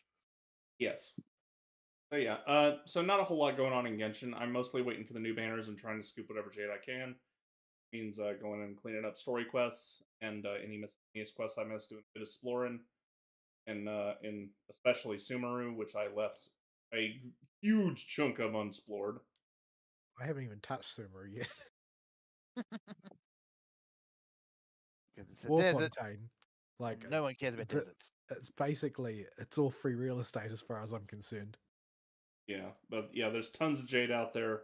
Not jade, primo gems, ready, just waiting for the harvest, and slowly working on them when I have downtime and just feel like not really focused on anything.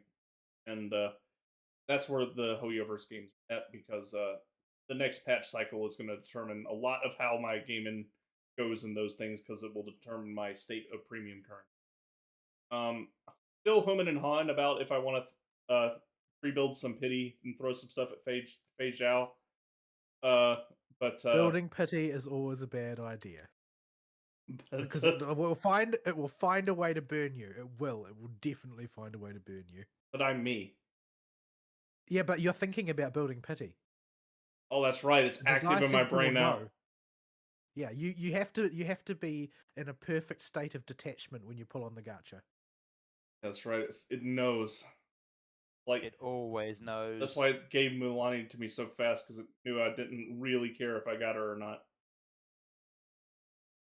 I need to go get that. So I am glad I got Mualani at the end. She may need vape to compete with my Navia, but well, the fact that she can compete with a character who's widely acknowledged to be totally broken, I mean, that's nothing to sneeze at.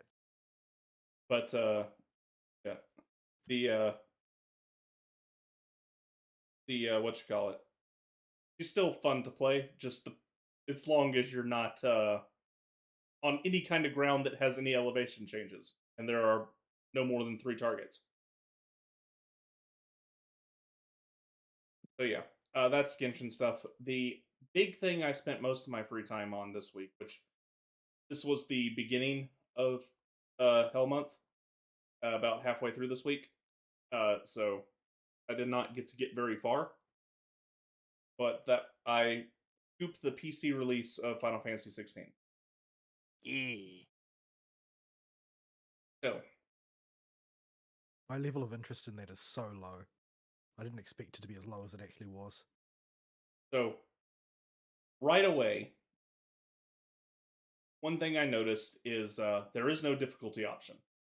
There are the optional items that they advertised, And I think this was a bad idea. Because the game is too easy. Just straight up, the game is silly with how too easy it is. Well, I don't even really know what genre it's supposed to be. It's an action game. All the RPG stuff is just fluff. It is not at all an RPG. The RPG stuff seems like a secondary thought. In fact, you can tell that there was a guy who used to work on Devil May Cry on the team. When you open up the ability list and the first abilities you can buy are Stinger and Helmbreaker, named legally distinct names, you know that's totally what they are. You know exactly what we're going for here. Oh no! Like, this is a laser sword, not a lightsaber. Oh no! Why are there nuggets everywhere? Oh no! I'm stuck. I'm just gonna keep on. I'm just gonna keep on twirling. That's Kudu. yeah, Bruce. Help! No. Kudu. I'm stuck. Kududeen.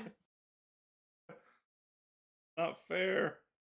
Anyway, so One, yeah, The 2, Antipass 3, 4 Aristeels, 5 Aristeels, 2 down to 2 Aristeels, 3 Aristeels. I'm talking about what's on my screen.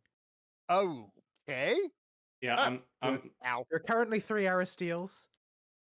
Are they all twirling down? Yeah, I yeah, just see yeah. the one, but it's The speed. 3. I see 3, 4, 2, 3, 4, 2, 3, 4, 2, 4, 3, 4. Oh, okay. We unstuck. It stopped. Something has gone horribly, horribly wrong. The game eventually ejected me from my infinite twirling doom. Kudu. Win to win. So yeah. English Star Oh no, that's Kachina. Oh, right. It's even worse than Star Rail, isn't it? Yeah, it's a time to twirl. Time to twirl. Twirl. Actually, I think that's the Yeah. edit from the Brain Rot guy. I don't think she does a twirl.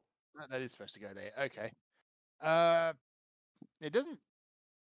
And you only make that noise like once in the entire game. No, I think What? she makes it every time she does a follow-up attack. Yeah. Every follow-up attack Herta does is kudu. It goes plu. Ring. But yeah. So Final Fantasy 16 is an action game. It is not a very hard action game at all. But you can feel the Devil May Cry influence.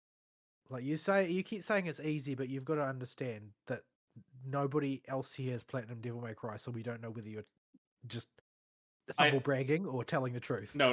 I mean, it's way too easy.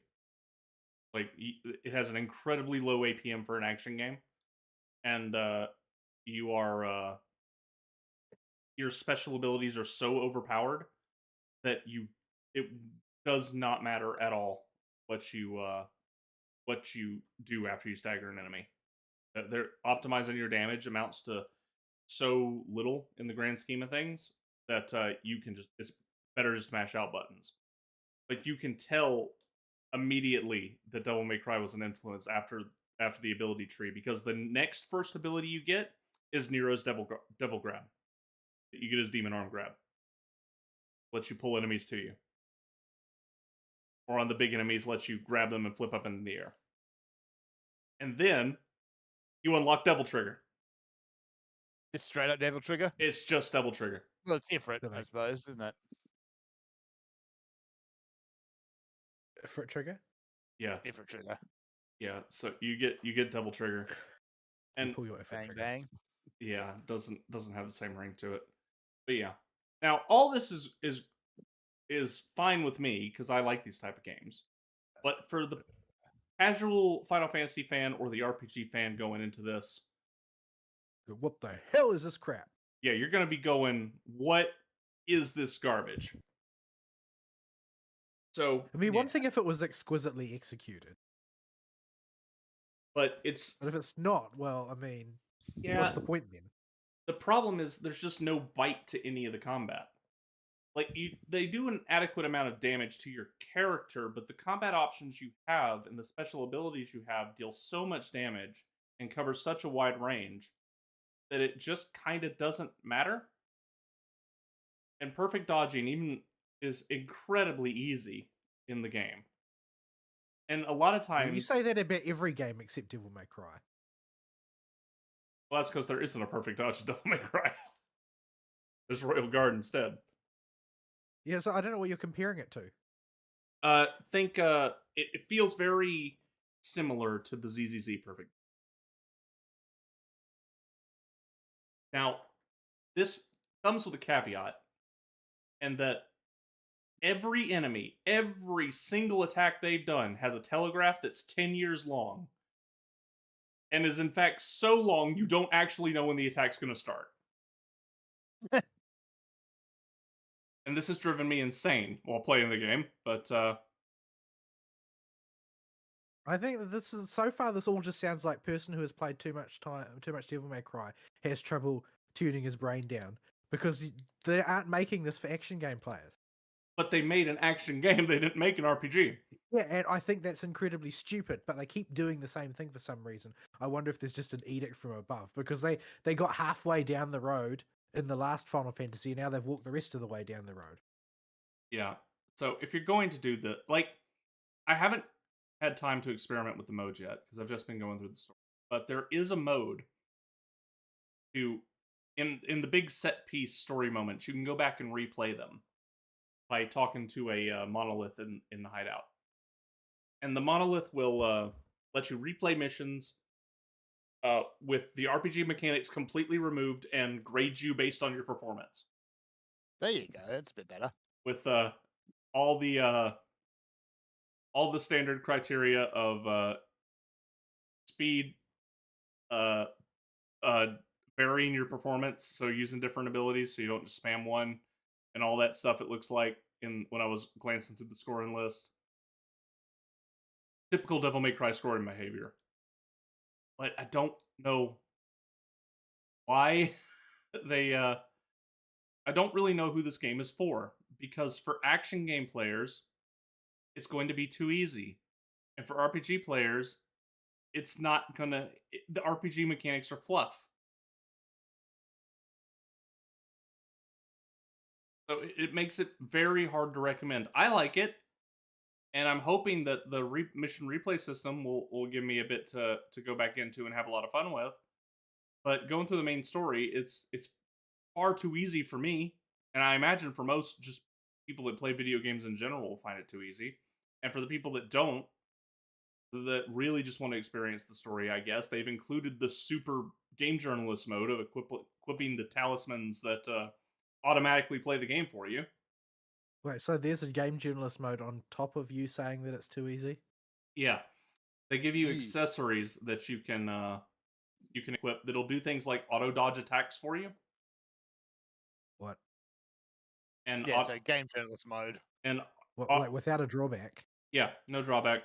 Because there's heaps of games that have like auto dodge accessories, but there's always like, oh well, this accessory will give you auto dodge, but you can't ever counter, type of thing. Yeah, no, doesn't even disable achievements. Yeah, that's the usual one, is just disable achievements or lock you out of the true ending or something like that. Yeah, no, they haven't even done that. So, if you really need to, you can turn on varying degrees of game journalist mode. Because there's another one that auto-optimizes combos by just mashing one button. Well, I'm sure that there are snobby people who would say that, whatchamacallit, more accessibilities. P4 Arena did the same thing. Yeah, except for the part where you had to tactically use the auto combo because the third hit would give you bonus meter.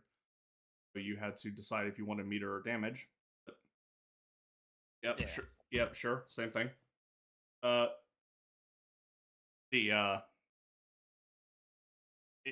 It's weird. I want to recommend it as an action game sourcing something that is good, But for action game players, I have a hard time doing that because the game is not gonna scratch that itch really difficulty. Maybe the mission replay feature will alleviate this. I'll have to see for that. For RPG players, if you're playing this for an RPG game, you're playing the wrong game. The stats don't matter. There is no stat customization. The gear is a linear upgrade path of every time you finish a major story mission, they'll have the better gear at the shop and you just go buy it. Yeah, okay. But that's more or less every Final Fantasy. Yeah, like, but you cannot power grind because the EXP drop off is so hard, you're not going to be able to outlevel the content. But at level, it's not very hard to get your way through. And also, you always, so far, have had at minimum the dog plus 1 or 2 NPCs with you that will just handily take care of most of the trash. Isn't the dog a pocket healer as well? Kinda, sorta.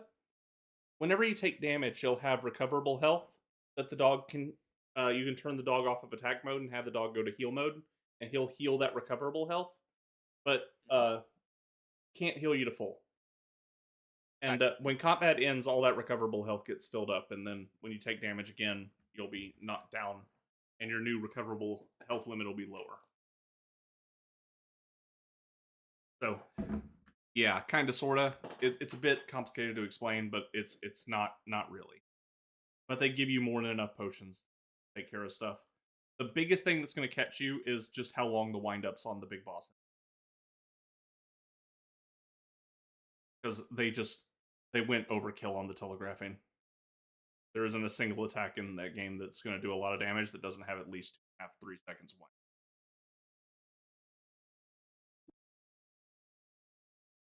So, that's what I got for the gameplay. For the story, it's fine. It's good. I like it so far. I'm interested to keep going because the story's good. So if you're in it for that, I can recommend it for that. But I'm not very far yet, so I don't know where they're going with anything. Sounds about right. Yeah, most of your complaints just seem a little bit arcane to me. Like, they seem that they're all specialist complaints about the game not being Devil May Cry. Well, I mean, it's not going to be Devil May Cry because we've got Devil May Cry for that. Yeah, it's just when you open up the ability list and you see and you get the Garuda upgrade, the very first upgrade, and you just see how Devil May Cry inspired the combat system. It really makes the comparison very easy. It does do a lot for expression while playing. If the health pools on the enemies were just a bit bigger, or the sheer power of your special abilities, your icon abilities, wasn't so high, you could get a lot of player expression going. I'm hoping that the replay mode will give a bit more of that and let you really play around with it. And if it does, great. But at the moment, I just don't have that kind of experience put into it yet. So right now, the big focus I've got with the game is the story, because I want to see what's going on with it. And so far, it's been pretty good. They've done a good job with the writing on everything. You can tell that Koji Fox, instead of the diversity lady for 14, was in charge of it. What, there are terrible puns everywhere? There's a whole lot of Urianger speak. I see. So yeah. All the English performances are good. They got the not the California company to do it this time. It's all they all have some kind of either British or European accent for all the characters, so you can tell it's not one of the California companies. One thing I did notice that made me smile a little bit with the English. In the very first mission where the big event inciting incident is happening in the flashback to Clive's childhood, and the Phoenix Gate is burning down and everything's going to hell in a handbasket. There's a random ass Imperial Dragoon, and he's voiced by Estinian. He has no name, no significance to the story. He's just there to be the final boss of what's functionally the tutorial. into the tutorial as just this Empire's Dragoon, and he's voiced by Estinian. It probably is a Stydian. He's just there for no reason, and then he's gone. He got lost again. He went on Yeah. another one of his holidays. So there's that. But yeah, I'm enjoying my time with it, but most of that is because I like the story they're presenting and the production values that go into that. And Wuk LMAO's not there. Yeah, Come on. it's there's potential here with the gameplay because I'm so early. I don't know where they're going with it yet. I don't know if they're gonna step their game up as it goes a bit deeper. And so it's. Well, I mean, we all know that ZZZ was sort of problematically easy at the start. Yeah. Yeah. Like, it was actually a pathology of the game. Yeah. So yeah, maybe it'll take the training wheels off it a little bit later on. Yeah. So I'm hoping they do. But we're still very, very early in the game, in my experience with it. That's good. We're like about 6 or 7 hours in. Because as somebody who isn't a JRPG fan and who doesn't play action games, like, I don't actually want... Like, for me, Ballet Twins is a problem. I don't actually feel like getting sodomized by that in a JRPG. Yeah, well, nobody wants the bring him down at the same time boss. No, those are always sucky. But I've heard other people talk well about 16. They've said it's decent. The only issue I've had so far with the game, performance-wise, has been they have too much foliage. Yes. And so, from even on my card, I've got to turn the grass down. Including that fluffy ass dog. The dog's fine. All the character the only performance issue I have is when I didn't turn the ground clutter density down. Because there's just too much grass. Yeah. Like, it looks nice when it's all graphically zhuzhed up, but you have to consider system performance. When you're standing still to take a screenshot. Yeah. Yes. I also recommend turning off vignette mode that darkens the borders of the screen. Which is enabled. That's on by default? Yeah. Oh, that's butts. Good luck seeing anything in a poorly lit corridor. It's just following in line with cinematography in every movie these days. If it doesn't give you a headache, they're not doing their job right. The cinematography, the lighting needs to be too dark to see anything, and it needs to be the dialogue needs to be so quiet that you can't hear what's being said. Yeah, but only 90% of the time. The other 10% of the time, it must blow your earballs out. Yeah, that's another thing.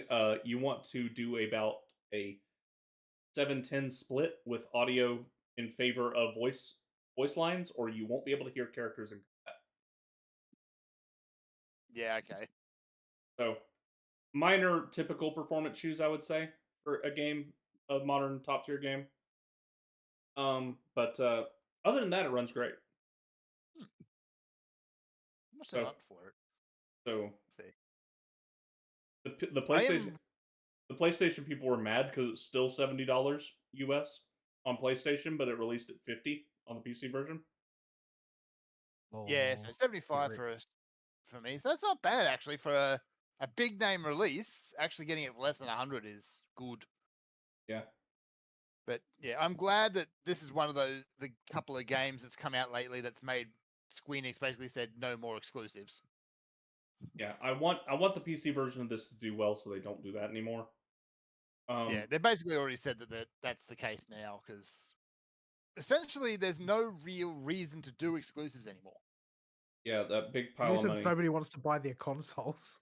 Nobody wants to buy the console, and all you're doing is chopping off a section of your market for no gain. Yeah, so I decided to throw money at it just because I wanted to really push them in that direction.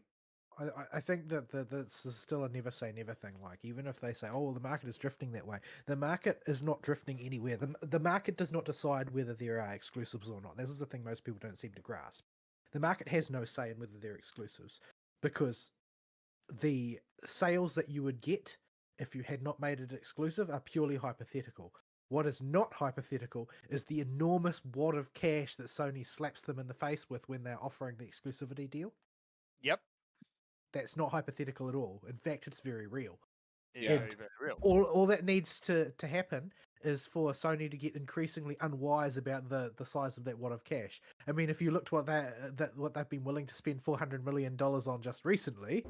Yes, it is 400 million now, not counting marketing. So Like, yeah, I mean, do you really think Square Enix would turn that down if there was a huge multi-million dollar, like, it's appreciable fraction of total sales being slapped in the face because Sony just happened to be desperate to move a piece of hardware? yeah. In the past, that equation was very appealing. Like, they get a big wad of cash now, and maybe another one further down the line, and plus the sales. But yeah, things don't sell on the PS5.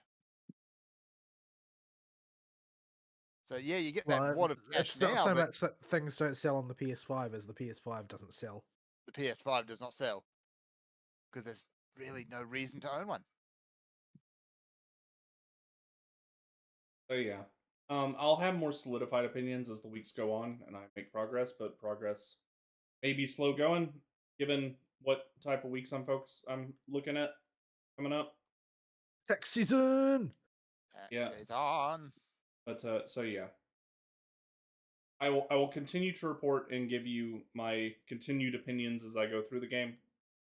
But it's so far it's a tentative recommendation for general gamers, a hesitant recommendation for RPG gamers, and a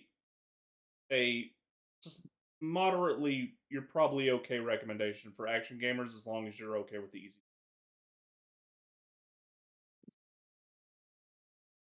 Yeah, so that's all right. I probably will give it a go at some point. I'm not in any big hurry. I've got way Like too that- much on the list as is. I'm still salty about them making an exclusive at all. Like, you know that I'm not going to buy that damn console. So why did you expect me to? Yeah. I don't mind waiting if I can get it cheaper and not on a PS5. Yeah, well, it is cheaper and not on a PS5. It is cheaper and not on a PS5, exactly. Now I just have too many other games in the queue to add it. Right, and so yeah, I've already got the next game planned out. I think I'm gonna finally get back on that Yakuzine after I finish 16. That's another one in the backlog.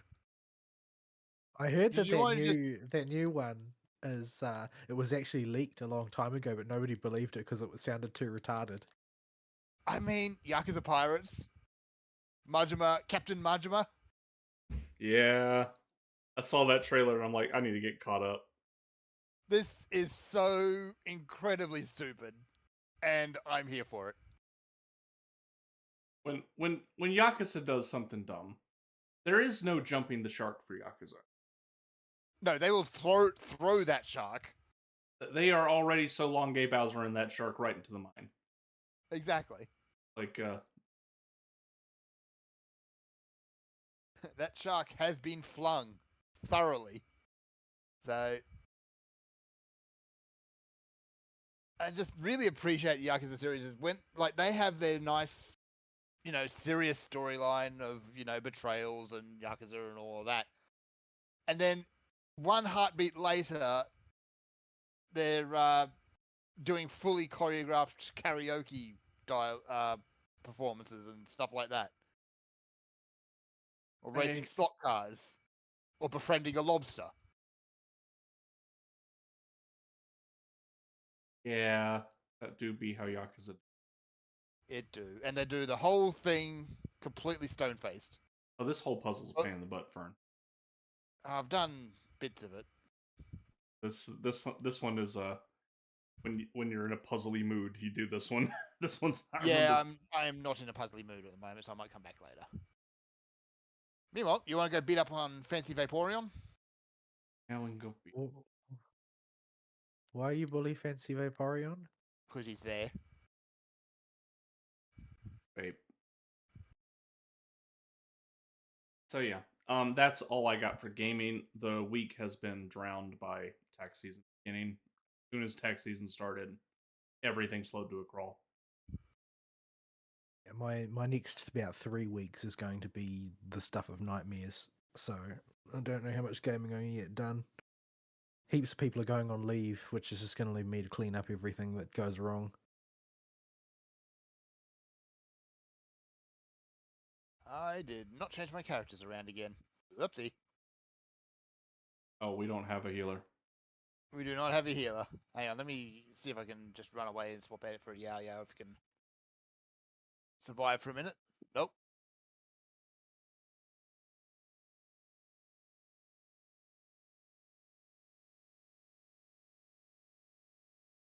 Oh, the water's still going. Oh yeah, the water goes for a while.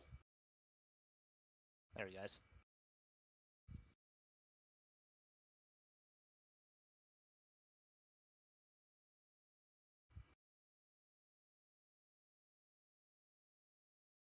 Ball's got Clee.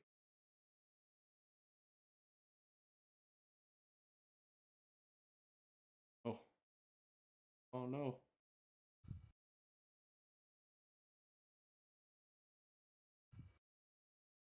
Oh no. Oops. Oh no. I got.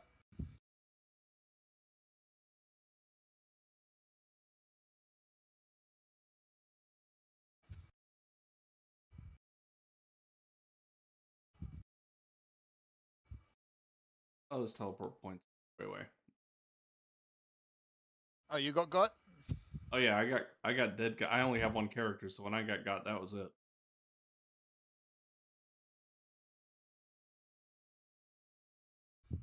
So yeah. After we fight your Vaporeon, we've got There is actually news. Feed.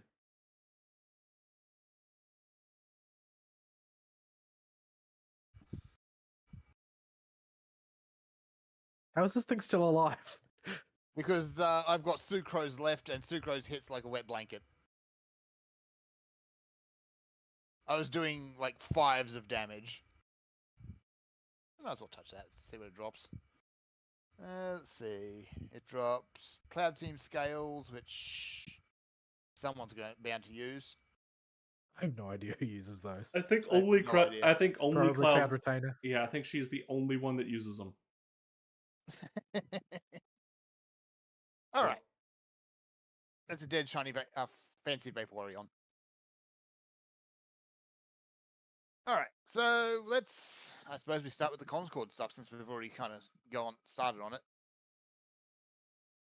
Sure. I don't. Okay. Yeah. One of y'all can go on this one. I've probably done more digging on this than I have. I didn't know anything new had happened that required coverage. Mostly it's an insider has started squawking, and that's where the $400 million price tag has come from. So yeah, earlier estimates were about the 300 million, but yeah, not counting marketing or the purchase of the studio, that Sony sunk 400 million into this game. They, I guess they were expecting it. Well, I don't even need to guess on this. They actually stated it that they were kind of banking on it becoming the next big thing, and were willing to throw enough money at it to make that happen. Yeah, you can throw all the money at you like at this one. If it's a turd, it's a turd. Well, what I heard about it was that the people inside had said that the studio was engaged in such a thorough atmosphere of toxic positivity that nobody was able to even bring up the fact that things wouldn't work the way they were supposed to. Mm-hmm. Like that it was a doomed project from the start. Nobody was allowed to say anything bad about anything that had been done, and so basically it got released in a totally unappealing way because nobody was allowed to say otherwise. Yeah, I did hear that a lot as well. So people are starting to sing about this thing, and it's honestly, there's going to be documentaries about this one you watch. But it is, I think it's officially going to go down as the biggest flop in history so far, just purely because of the budget. I don't know. I haven't seen anything that suggests any lessons have been learned yet, though.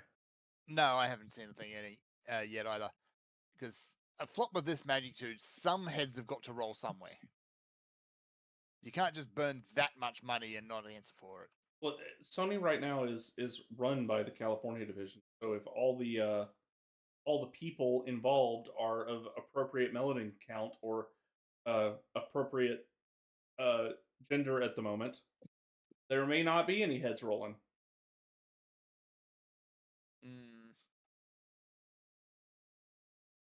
I'm not sure how true that's going to be, but I guess we'll wait and see. Oh, Shevers, you do no damage. Reverse is not for doing personal damage, he's for enabling overload teams. Yes. Eat meat. Alright, let me get rid of sucrose so I can actually hit things. Come back, Yao Yao.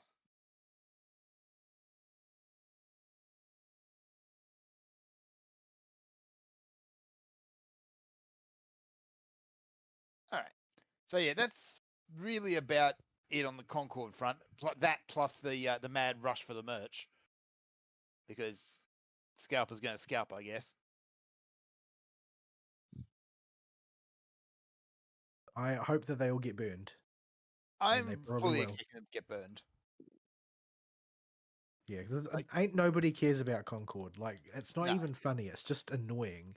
Like, there's a few YouTubers who kind of started the whole thing off just doing it for a bit, but they were throwing money after a bit. They knew what they were doing there. Fundamentally, the meme is an event. It's not a particular item, so the item is not going to be worth anything. Yeah. So, just don't. I mean, I know there's one born every minute and everything, but like there are limits. There are limits. There are only so many minutes, so many things they can be dumb about. I'd forgotten just how girthy everything up here is. Why does it have so much health? Yes.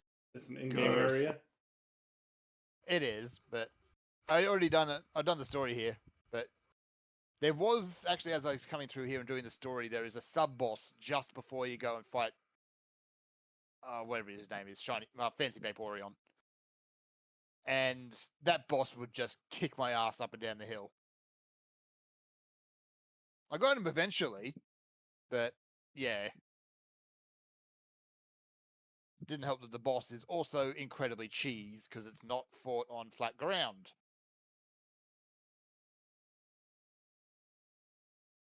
It's not fun when the cheese is used against you. All right. Let's see. What's next?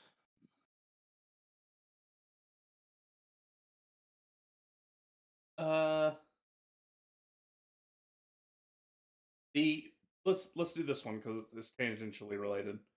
The All right. PS5 Pro got announced. Yay! Yay! Nobody cares. For $700 US without a disk drive, and only marginal graphics improvements on select games. I know a lot of people have said that they actually think the original pre-upgrade version looks better.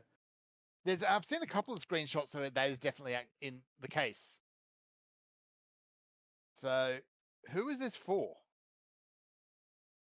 Early adopters who buy the newest thing no matter what it is.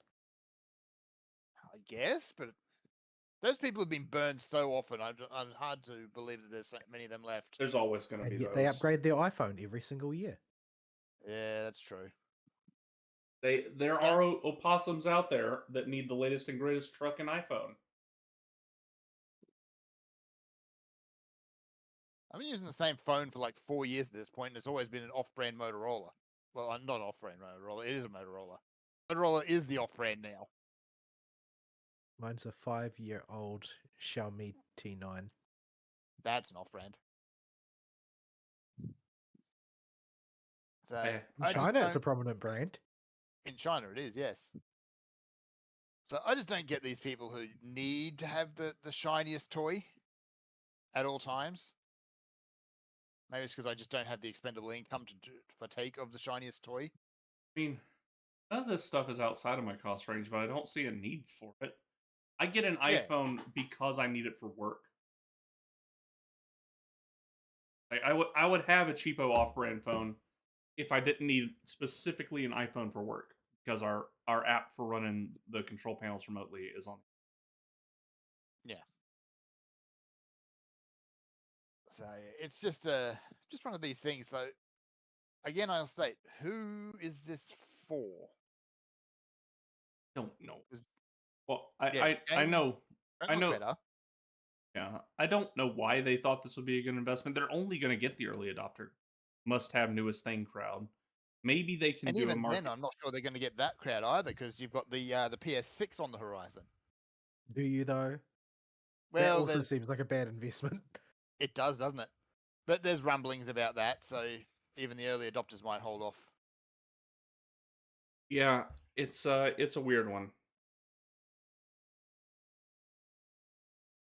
But yeah, I wanted. They're not really offering anything, as far as I can tell. Like it's not just that, oh well, this is overpriced or whatever. It's like they actually aren't. They aren't offering you anything in exchange for that big wad of cash. Yeah, No. they're okay. You Like, got if it came along with brand new renderers or shaders and stuff like that, made your games look a lot better, and there was games that would actually take full advantage of that, because there's not. I mean, when your bullet points are AI-driven upscaling and advanced ray tracing.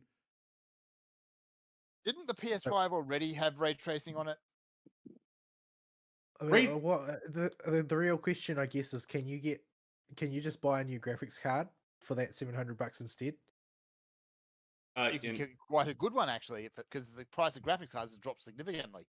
Yeah, you can get like a 4060 Ti, 12 gigabytes for that. They can do ray tracing. Yep. They can do ray tracing. And hey, there's games on the PC that will take advantage of that.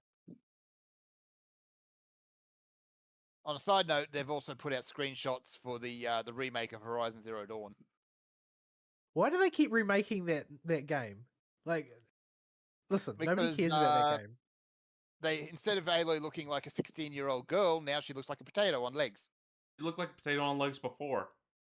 Well, the original, kind of, but she still looks at least like a 16-year-old girl. No, she always looked like a butterface that got smashed in the face by a frying pan. Like, yeah, she is the go-to example I have whenever somebody tries to defend. Yeah, but she only looked like a butterface. She didn't look like a butterface plus several tubs of ice cream. Yeah, that butterface has been thrown down the stairs now. She looks really bad. We got more frying pans to whack her with. It's like, yeah, okay, she doesn't look like she's 16 anymore. She looks like she's 40. Just why? Vol, did you encounter the same dilemma that I did earlier? You spin? I spin. You spin. I wonder how long till the game ejects you.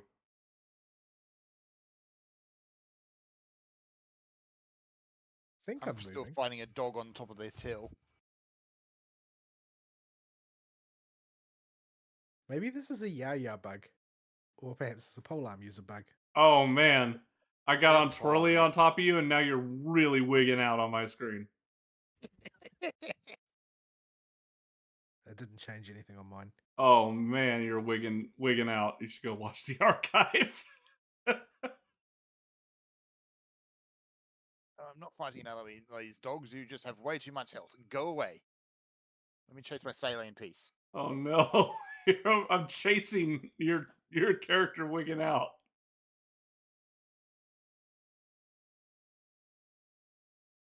Oh, that's some wig out, all right. Holy crap. Yes. Anyway, that's thoroughly distracting. Very.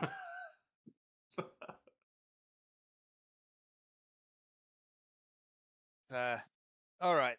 Next up, well, we're on the topic of enormous pointless flops. I believe that the release of Dead Rising remake has happened. Didn't they sanitize it in some way?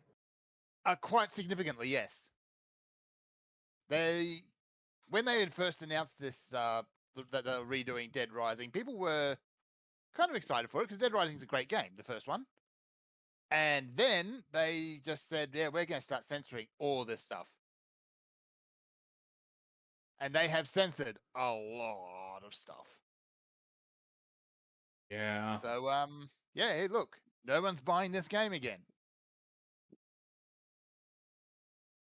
You know, if you're gonna re-release a game, you need to re-release the game. Yeah. The game that people remember. It. Yeah. You got Lollipop Chainsaw just that came out, and that's doing very well. The big thing there though is they didn't get the licensing rights for the soundtrack, so they had to redo the soundtrack. But beyond that, it's a very faithful release, including people getting upset about the jiggle physics and the main lead developer popping up saying, "No, that's a bug. The jiggle is back."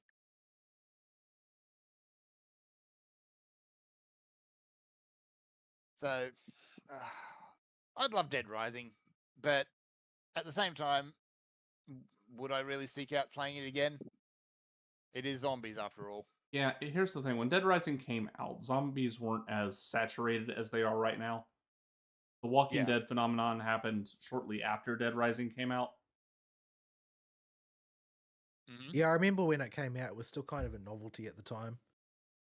Especially having the ability to have a couple of hundred zombies on the screen at the same time. That hadn't been done before. I was like, well, run around the shopping mall. Wearing a mankini and hitting things with a giant frozen fish. Yeah, and all the psychopaths in the game were very unique and fun.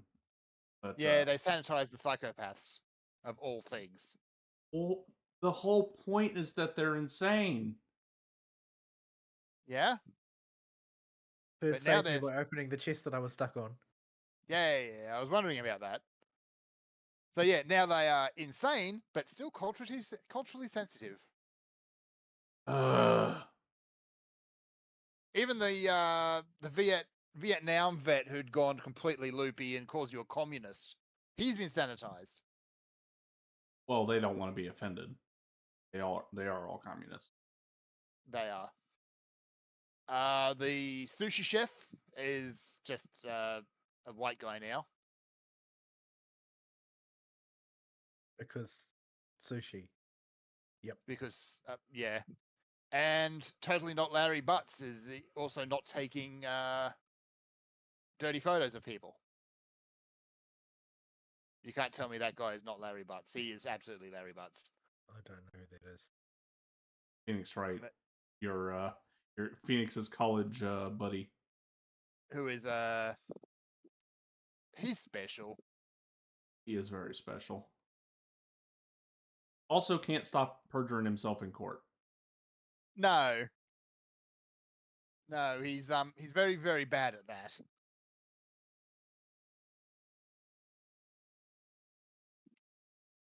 So yeah, a game that probably should have done some decent success at least. It's poo. The Great and Mighty. Sadly, no.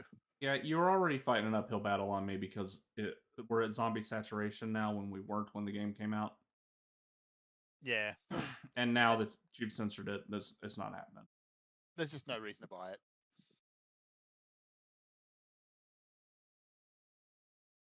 Let me see what else. There was Star Wars came out and flopped. You got all this business surrounding the Japanese professional consultant that Forbes has been hiring about Assassin's Creed Shadows. Yeah, it turns out he was born in Alaska, lives in California, and gave himself a Japanese name. So, yeah. What is the Japanese equivalent of like John Smith. Yamada something.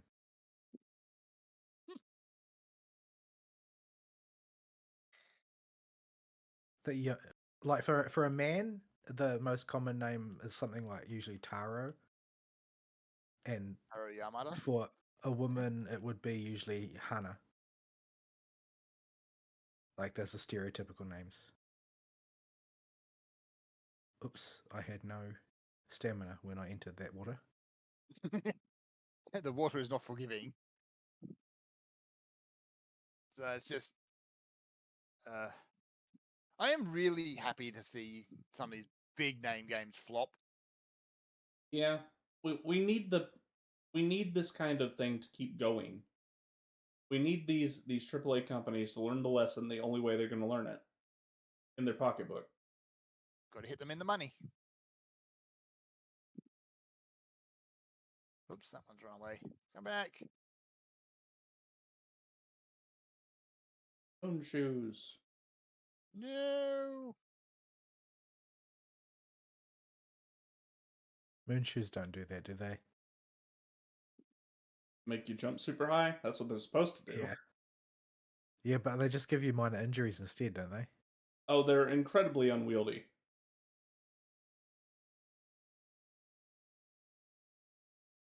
Oh, is it not going to...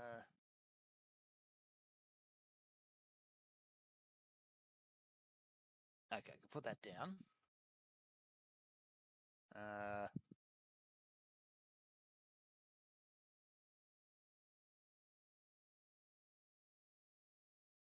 Oh, I see. I see what I got to do. Okay. Yeah, so that's basically that whole business as well. It's just more and more flops.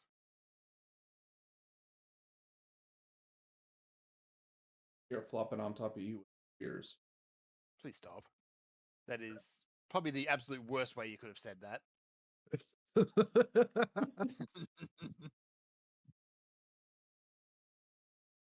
All right. Other games, there's a whole lot of stuff that's been announced. Some of it looks decent. Some You of it can moonshoe with the twirly.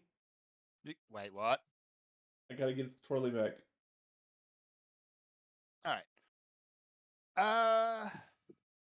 Two other things I really wanted to hit on, I suppose. The first is a quickish one, which is that on the HoloLive side, Army's announced her not graduation.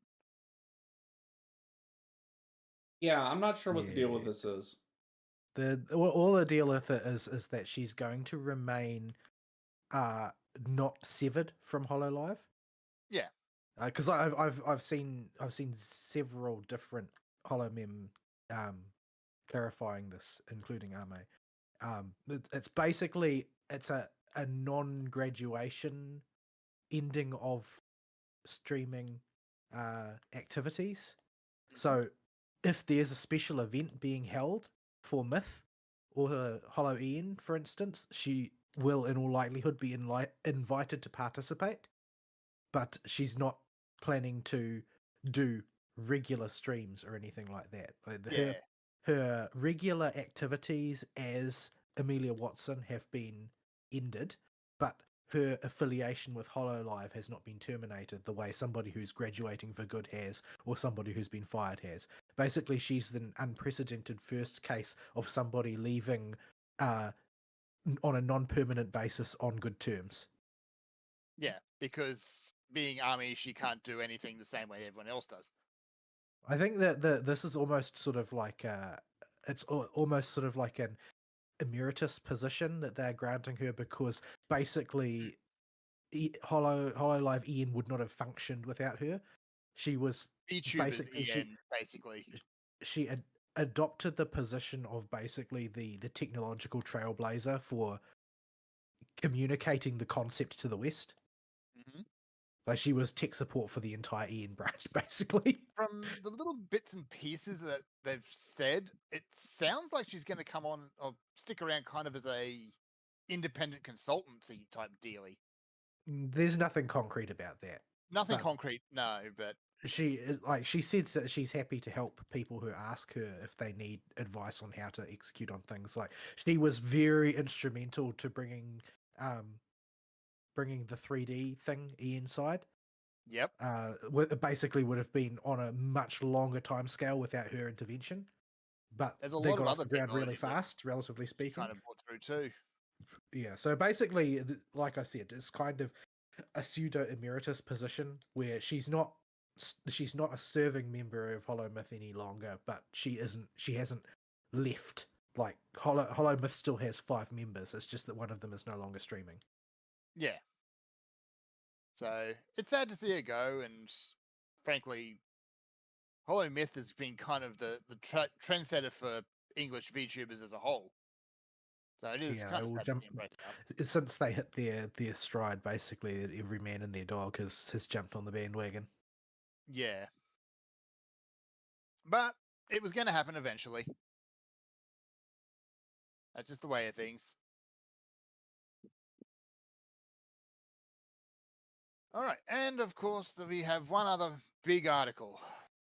Nintendo's getting lawsuit slappy again. We knew this was coming.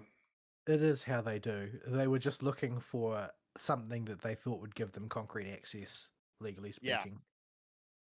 So thankfully, after the first couple of days, people on YouTube got their act together and actually started reporting this thing correctly. But initially, everyone was carrying on about the copyright side of YouTube, not YouTube, of Palworld. Communicating correctly isn't the priority of YouTube. Being the first person to get the clicks is. Yeah, Like that, and that's like I can't even really criticize them for that, because if they don't behave that way, they cease to exist. This is a problem with the system. it is. If you don't get something out straight away, then you miss out. You just miss the bus. So yeah, Nintendo is suing Pocket Pair over patents. Now they're being incredibly vague about it, but from people digging around, the patents that they are supposedly suing over, because there's nothing concrete, is an open world game where you throw a monster in a ball at another monster. Which is obviously just an excuse. Like, this is not this patent, from what I've heard, was only officially granted in August. So yes, the just after the Sony purpose came on board. the purpose of this is not actually about getting them on this patent. The purpose is to give them standing. Mm-hmm. Yeah, they can't actually start a lawsuit without having standing, and in order for them to have standing, they need to be able to demonstrate there is this theoretical legal basis on which we have been wronged. The legitimacy of that being wronged is something established much later, but you can't start the process until you have something where you can explain to a judge, in this way we have been wronged. The judge doesn't know the facts of the case. That's not really the issue. The issue is that there needs to be a theoretical legal armature that can be presented to the judge, where the plaintiff can say, okay, on this basis that I am showing to you here, if what I am saying is true, then we have been wronged and need redress. Yes. I sincerely doubt, while I'm sure they're going in it to win it and going to try to win it, a loss for them is not necessarily a full loss here, because their end goal is almost certainly just to defend. I wouldn't even go that far. The obligatory, the part of it that's obligatory is for them to have been seen to defend the IP. They have no choice about that. They have to do that. What they are doing fundamentally is they will establish the legitimacy of their claim by getting discovery, and because their opponent is poorer than they will definitely find something. They'll find something actionable. It probably is not going to involve very much in the way of compensation at all, because it's going to be something silly, almost certainly going to be something silly. But they will almost certainly find something, because any sufficiently skilled legal team can. Yes. And from there, once you get that established, you can just drag this thing out for months until the other company runs out of money and gives up. No, it's not. The purpose is not to drag it out until the other company runs out of money. The purpose is to drag it out until you feel like you've set an example. Dragging it out until it runs out of money can get you in deep legal trouble. Because yes, the moment that the judge smells that, you will be the one facing penalties. Yeah. Because the judge doesn't want his time wasted any more than anybody else does. Yeah. So, I guess we'll just have to wait and see on this one because there's a lot of speculation floating around about it. Yeah, we'll see when the initial court filings finish worming their way through. Yeah, because what's been put out so far has been incredibly vague, and Pocket Pair doesn't even know what they're being sued for yet. So, yeah, well, the big mistake that they're likely to make is to go into this too smug. Yes.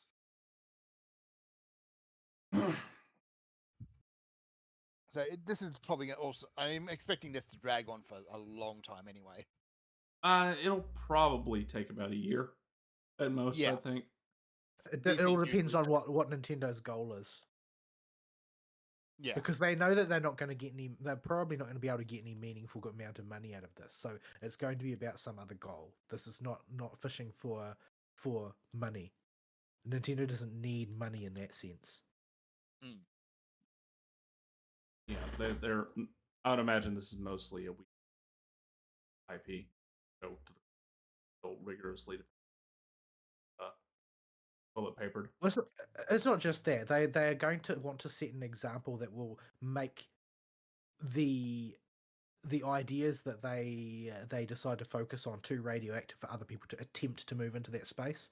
That would thereby establishing their monopoly over Mons. Yeah. Like, there's been plenty of other Mon games in the past, and a lot of them are even closer to Pokemon than Power World ever hoped to be. But they weren't a commercial threat. They weren't a commercial threat. They've been very much just small potatoes. Still pogoing with that yeah. I am pogoing with the yeah. All right, and I am going to go up to Fish Lady tea time. Fish Lady is not here for tea. I am sad. Fish Lady ceases to exist after the end of the story, I think. She's still kind of there. Gotta bring her all the carp. Oh, okay, yeah, that's right. So yeah, this seems like, frankly, I don't even know at this point.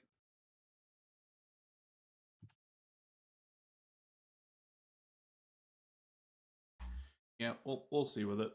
Stuff will become more clear once the initial filings finish worming their way through the clerks at the court, and we see a more solid grounds on what Power World's being, what Nintendo is claiming as specific parts of their game are. Yeah, but because it's all patents, and patents can be basically as vague as you want to a degree, it could be anything. So yeah, I don't think anybody thought for a second that Nintendo wouldn't do something. It also depends a lot on what sort of court it gets tried in, because Japanese courts tend to always err on the side of copyright, where copyright becomes a concern. When there's something like some kind of IP rights, they tend to just try and stay as by the book as possible. So depending on the sort of judge they get, it may just end up being a slam dunk for Nintendo. Like the court system in Japan is very atypical. Perhaps not as atypical as is depicted in Phoenix Wright, but still pretty atypical. Goodness. You'll probably not have to defend a whale. No. Or cross-examine the parrot. Cross-examine the parrot. The fact that happens in one of the most serious cases in the game.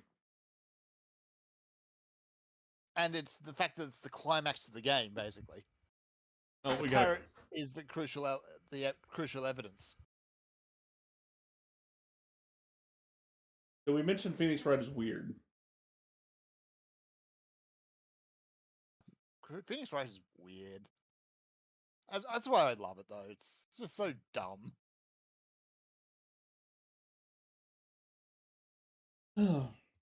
All right.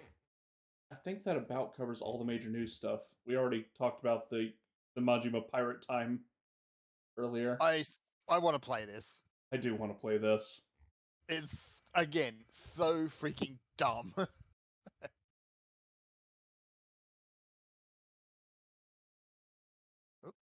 Yeah. Fish. Get a fish. Him going to Madladia, or whatever it's called. Madlantis. Mad Ladia it is now.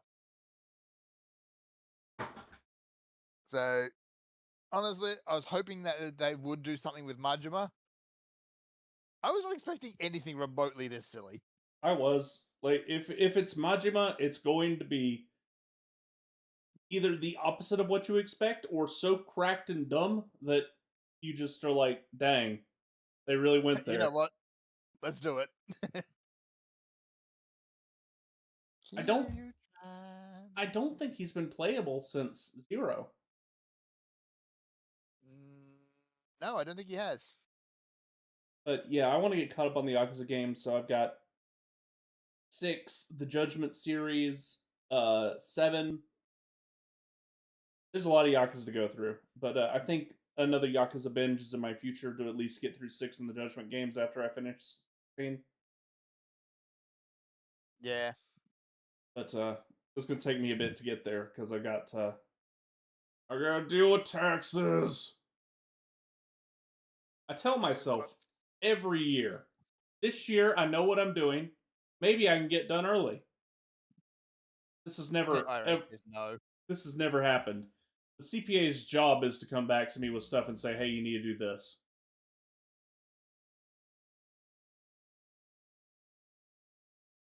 As long as it's all submitted before the 31st, I can take my time responding to them. All right. In that case, shall we wrap up? Yeah, I think we're about done. Alrighty then. Actually, on time-ish for a change. Yep, I got the yawnies. Stab the yawnies. All right, folks. We will see y'all next week unless y'all got any closing comments. No, not today. No, I just hope that I'm going to survive the next few weeks. It's going to be rough. I finally have the head office branch lab manager is coming down to train me on how to be a lab manager at long last. It's only 20 months late. Yeah. Took long enough. All righty.